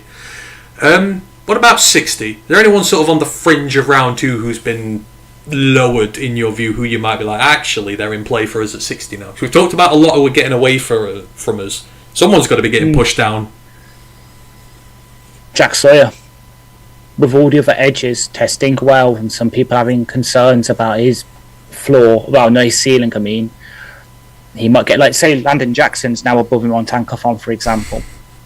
Just slowly but surely come down. So currently Tankathon have him going 54th to the Packers, but if he gets into that range again, you can get him. As much as that will pain me, because that means Gillott's probably off the board at that point, as in we probably won't go again at 101 to get an edge, but he'd slot in next opposite Hutch, and as we keep saying, imagine that sort of bet they'd have every week where whoever gets the least sacks, pressures that week, has to come into training on Tuesday wearing the other team's top. They're going to kill people. Oh yeah. To quote, I can't remember which prospect it is. Someone in the chat will probably be able to tell me when I say it is. They will be legalised assault on the field 24/7 when they're together. Yeah. Oh God, yeah. I can't remember. Someone said that. So one of the draft prospects said that. They said, "Oh yeah, when it'll be like legalised assault." It was one of the offensive linemen, want to say. Yeah, probably. Someone will probably say it in the chat in a minute, and then we'll feel stupid for forgetting. Right. If there's any other questions people have got, get them in quick, because we're nearing the 3-hour mark now, so we're going to call this soon. But just overall, sort of combine-wise, is there anything else you want to mention? Any players have got any overall themes arcing from this? I mean, has the number 1 overall pick changed for you? Do you know? Do you have a number 1 overall pick in your mind? I don't know. What are your thoughts? It has changed. The player that was good, I thought would be number 1, has now gone down to number 2, which will make the Browns happy. It's becoming more and more certain, based on what I've heard out of the combine, that the first overall pick will be the traitorous Cam Ward. Oh, because he played at Miami. Well, not just that, the whole fact he turned us down. I'm going to go to the draft, and then went to Miami. I'm trying not to hit these. You're lobbing up softballs, and I'm letting them go. Don't do it to yourself. It's fine. I'm just, because I know in the minute when we get to my rank 32 long ranking, you're going to be sitting there like, why did I agree to this? Oh yeah, we've got to do that first, haven't we? So yeah, let's get the questions in. Then we can. I don't think there's any more. Brent goes Carter Runyon UDFA. So Carter Runyon's the Towson tight end who's not been at the combine. I don't know enough about him. I'm just going to flatten that one out there. I don't know enough about Carter Runyon. Don't know whether you do or not, but Towson tight ends are a little out my wheelhouse at the moment. So the only thing I can guess about him is related to John Runyon, the former Eagles offensive lineman, and then his son played for the Packers for a bit. Yeah. Oh yeah, maybe. Yeah. I think you're right. John Runyon.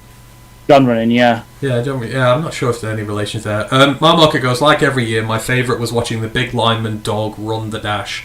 I hate seeing linemen do the 40-yard dash. I just don't like it. It's not exactly. And they're competitive, so they try and do it. And you're just worried, don't injure yourself, don't injure yourself, don't injure yourself. That's why. Did you see the second group of them all do their little prayer circle before they did it? Yeah, absolutely. Right. Is there any other combine things you want to get out of the way before you're done, or have you got everything off your chest? What are you? Yeah, I think that's pretty much it. One day, hopefully, I know it won't be the best experience, but who knows? One day, Roll the Lines UK credential there, get to watch it all live. Absolutely, I would absolutely love that. That'd be great. I could shout at Math Bomb in the stands doing his RAS work if he's there. Boo! just heckle and boo. Marmarker goes, embrace the thrill, of course. Right, that is all the combine chat out of the way. And we're going to finish with a little light-hearted segment this evening for our own Matthew Turner, because we love him so much and we want to make him feel included, even though he's all the way in Nevada winning big money at the moment. Ashley Soden has gone out and ranked the 32 long snappers in the NFL, or the last starters there, because one of them's already been cut, bless him. So do as your list, Ash, and I'm not even going to try and guess who's long snapper one. In fact, well, we all know it's Hogan Hatton, but Oh, you might be surprised. We want him on the podcast, Ashley, so you put him at number 1 if he's watching this. His mum or dad is watching this, and we don't have him at number 1. Right. So without final adieu, you get this bonus section where you get to hear the top 32 long snappers in the NFL. Take it away, Ash. So long story short, after the show last week when we went off air, Matt, in his infinite wisdom, as a bit of a joke seemingly, but he forgets that I'm always up for a joke. Just look at the times I've dressed up on the pod. He dared me to rank all 32 starting long snappers in the leagues. This is based on the listing on our lads. So some teams have 2, like the Bears have 2. Don't know why. Stupid. So I've gone off them. It's mostly done off PFF grades and their stats, but also vibes. So some will mix around. But no tube. Starting at number 32, we have Blake Ferguson of the Miami Dolphins with a 29.3 PFF grade. He had 1 tackle this past season. 31, Tabor Pep of the 49ers. 39.8 PFF grade, no tackles. At number 30, Super Bowl champion Rick Lovato of the Philadelphia Eagles is number 30. 33.8 PFF grade, 1 assisted tackle. 29, Evan Deckers of the Tampa Bay Buccaneers, 30.1 PFF grade, 1 tackle. At 28, Matt Orshek of the Green Bay Packers, 38.5 PFF grade, 1 tackle, 1 assisted tackle. At 37, the former Baltimore Raven, now Washington Commander, Tyler Ott, 53.7 PFF grade, no tackles. At 36, the man who replaced him, Mick Moore, Baltimore Raven, 46.7 PFF grade, no tackles. 25, Aaron Brewer of the Arizona Cardinals, snapping for 1 Matt Prater, 51.3 PFF grade, no tackles. 24, John Weeks of the Houston Texans, 57.5 PFF grade, no tackles.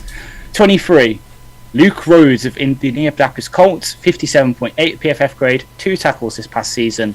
At 22, I'll have to say Christian K, because I don't want us to get demonetized on YouTube, of the Pittsburgh Steelers, 54.0 PFF grade, 1 tackle, 1 assisted tackle. 21, Alex Ward of the Los Angeles Rams, 62.6 PFF grade, no tackles. 20, Chris Stoll of the Seattle Seahawks, 69.6 PFF grade, 1 assisted tackle. 19, the man who is threatening Don Muhlbach's starts record, JJ Hansen of the Carolina Panthers, 66 flat PFF grade, no tackles. 18, Liam Guller of the Atlanta Falcons, 67.3 PFF grade, no tackles. 17, Zach Wood of the New Orleans Saints, 68.0 PFF grade, 1 tackle, 1 assisted tackle. We've reached halfway. 16, Andrew DePaola, the Pro Bowler out of the Minnesota Vikings, 71.3 PFF grade, 1 tackle, 1 assisted tackle. 15, Rex and Horror, the Cleveland Brown, 60.8 PFF grade, 1 tackle.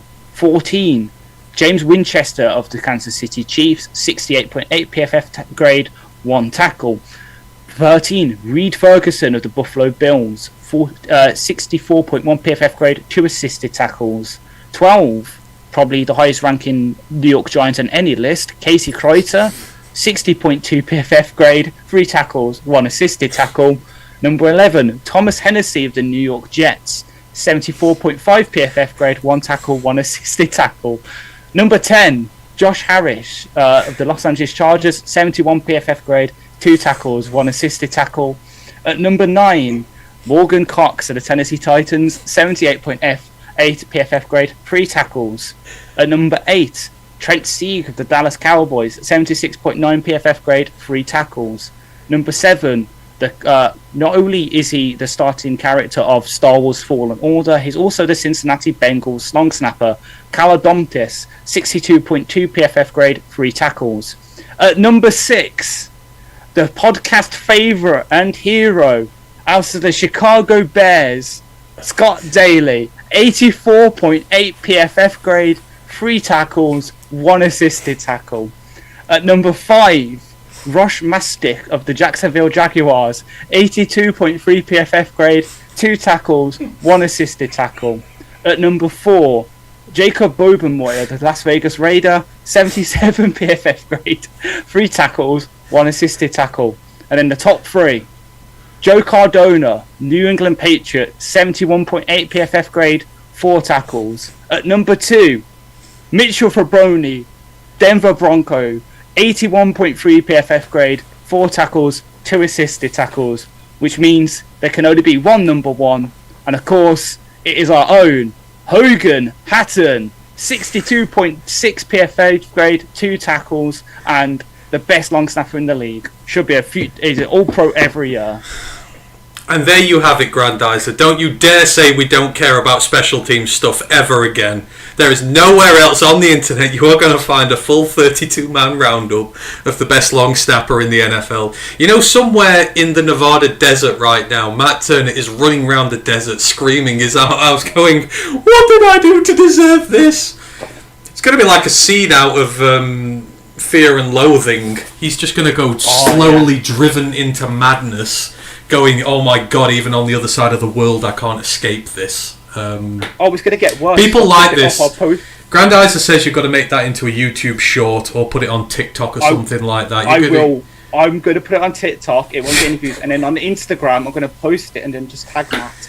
Oh, there we go. He cannot escape regardless. Thanks for that. That made me laugh a lot more than I thought it might. So, yeah, there you go. The most in-depth stuff here on the Roar of the Lions UK podcast. Matthew stormed Area 51. Please don't do that, Matt. We need you back here. Don't do that. Don't become. Don't. He'll find a secret of Dom Muleback's longevity. He's just in the corner somewhere, just like rocking backwards and forwards, going, "Why me? Why did this ever start?" He brought it on himself. You can back He did. He just he pretty much randomly said it. The only thing we can do now for this year, we've got to buy him a Long Snapper University T-shirt. We've got to design him one. Because all that happened was we were saying it joking, like, "Oh yeah, we're off. You can do whatever you want." So like, you just said, "Oh yeah, we'll look at the long snappers at the combine," and then Matt just turned around and said, "Oh yeah, and Ash will probably rank all 32." And the starters like, "I will do it." Yeah. So I sat on the stationary bike at the gym, looked at all 32 long snappers, listed them out, and just looked at their PFF grades and just ranked them by 5s. Like, I'm surprised Scott Taylor was that high. He started off as 32 with me when I started it. When I saw he actually had the second highest PFF grade of any long snapper, I was like, I can't put him 32 now. It just looks wrong. That's probably the thing he's going to hate the most out of that as well. Brent goes, "Hey guys, could you give a shout out to my daughter Jessie Romberger, lifelong Lions fan? It's her birthday." Absolutely, Brent. After everything you do for us, that is the minimum most we can do in return. So happy birthday to you, Jessie. Have a fantastic day. You've got a great dad there as well. So yeah, have fun, enjoy your day, and yeah. Got a little long snapper action there as a present from us, so but yeah, happy birthday to you, thanks ever so much. Yeah, Marmarker goes long sleeve t-shirt, get it. Oh god, that's an Ash joke. Look at Ash's face, he loves that joke. Oh no. You've started something now, Mile Barker. Right, so I say, if anyone else has got any other questions they want to quickly get in before the end of the show, do so. Just going to do all the housekeeping bits and that. So the next shows, we'll be back next week. It is free agency frenzy, so we're going to do what we normally do. We're going to do a live stream as free agency opens, just all the news as it hits. We're going to be there covering it all. It's going to be great fun. One of the best streams we do. I have such fun when free agency opens. So we'll be back next Monday for that. That'll be our show. We'll do that. We'll talk a bit about free agency afterwards. And yeah, we're all good. And then the college pod will be back later in the week. We'll be doing more rankings and stuff for the draft and everything. So you got any bits you want doing or that, any guys you want looking over, that's fine. We'll continue doing prospect tape reviews, DPR I think we called it. I called it DPR anyhow. I'll be doing my Donovan Aziruaku tape soon. The Ricky White tape is out there, so if anyone wants that to watch it, please do so. It's good stuff. He's a great player. I absolutely love him. I know some of the guys in our Discord have watched it and enjoyed it. So yeah, if you want access to that, let us know. And then yeah, you can find us all over the internet, Roar of the Lions UK. Just type us in, you'll find us. Whether it be Ash on TikTok or me on Twitter, we're there, we're here, we're there, we're everywhere. We love it. Anything else you want to say, Ash, before we get out of here? Or are you all good? Yeah, just excited to see next week the free agents QB class play out, because there's going to be some. Let's just say if a certain player goes to a certain team, there's going to be some bad edits on the internet. I already saw one of the worst edits, and you'll know which one I mean instantly. It's a New York based. Yes, that's exactly what I was referring to. That's absolutely terrible. So, and we do not condone that at all. But yeah, thanks ever so much, Grandizer, Brent, again, happy birthday to your daughter Jessie. Hope you have a wonderful day. Mark, Granddads, we appreciate the hell out of you all. We love spending our Monday evenings with you. You make it worth doing. So thanks ever so much. We shall see you again soon. Just remains me to thank Ash. Appreciate you. And we shall be back with you again very soon. Have a great day. One Pride. One Pride. Come on, press the outro button, damn it.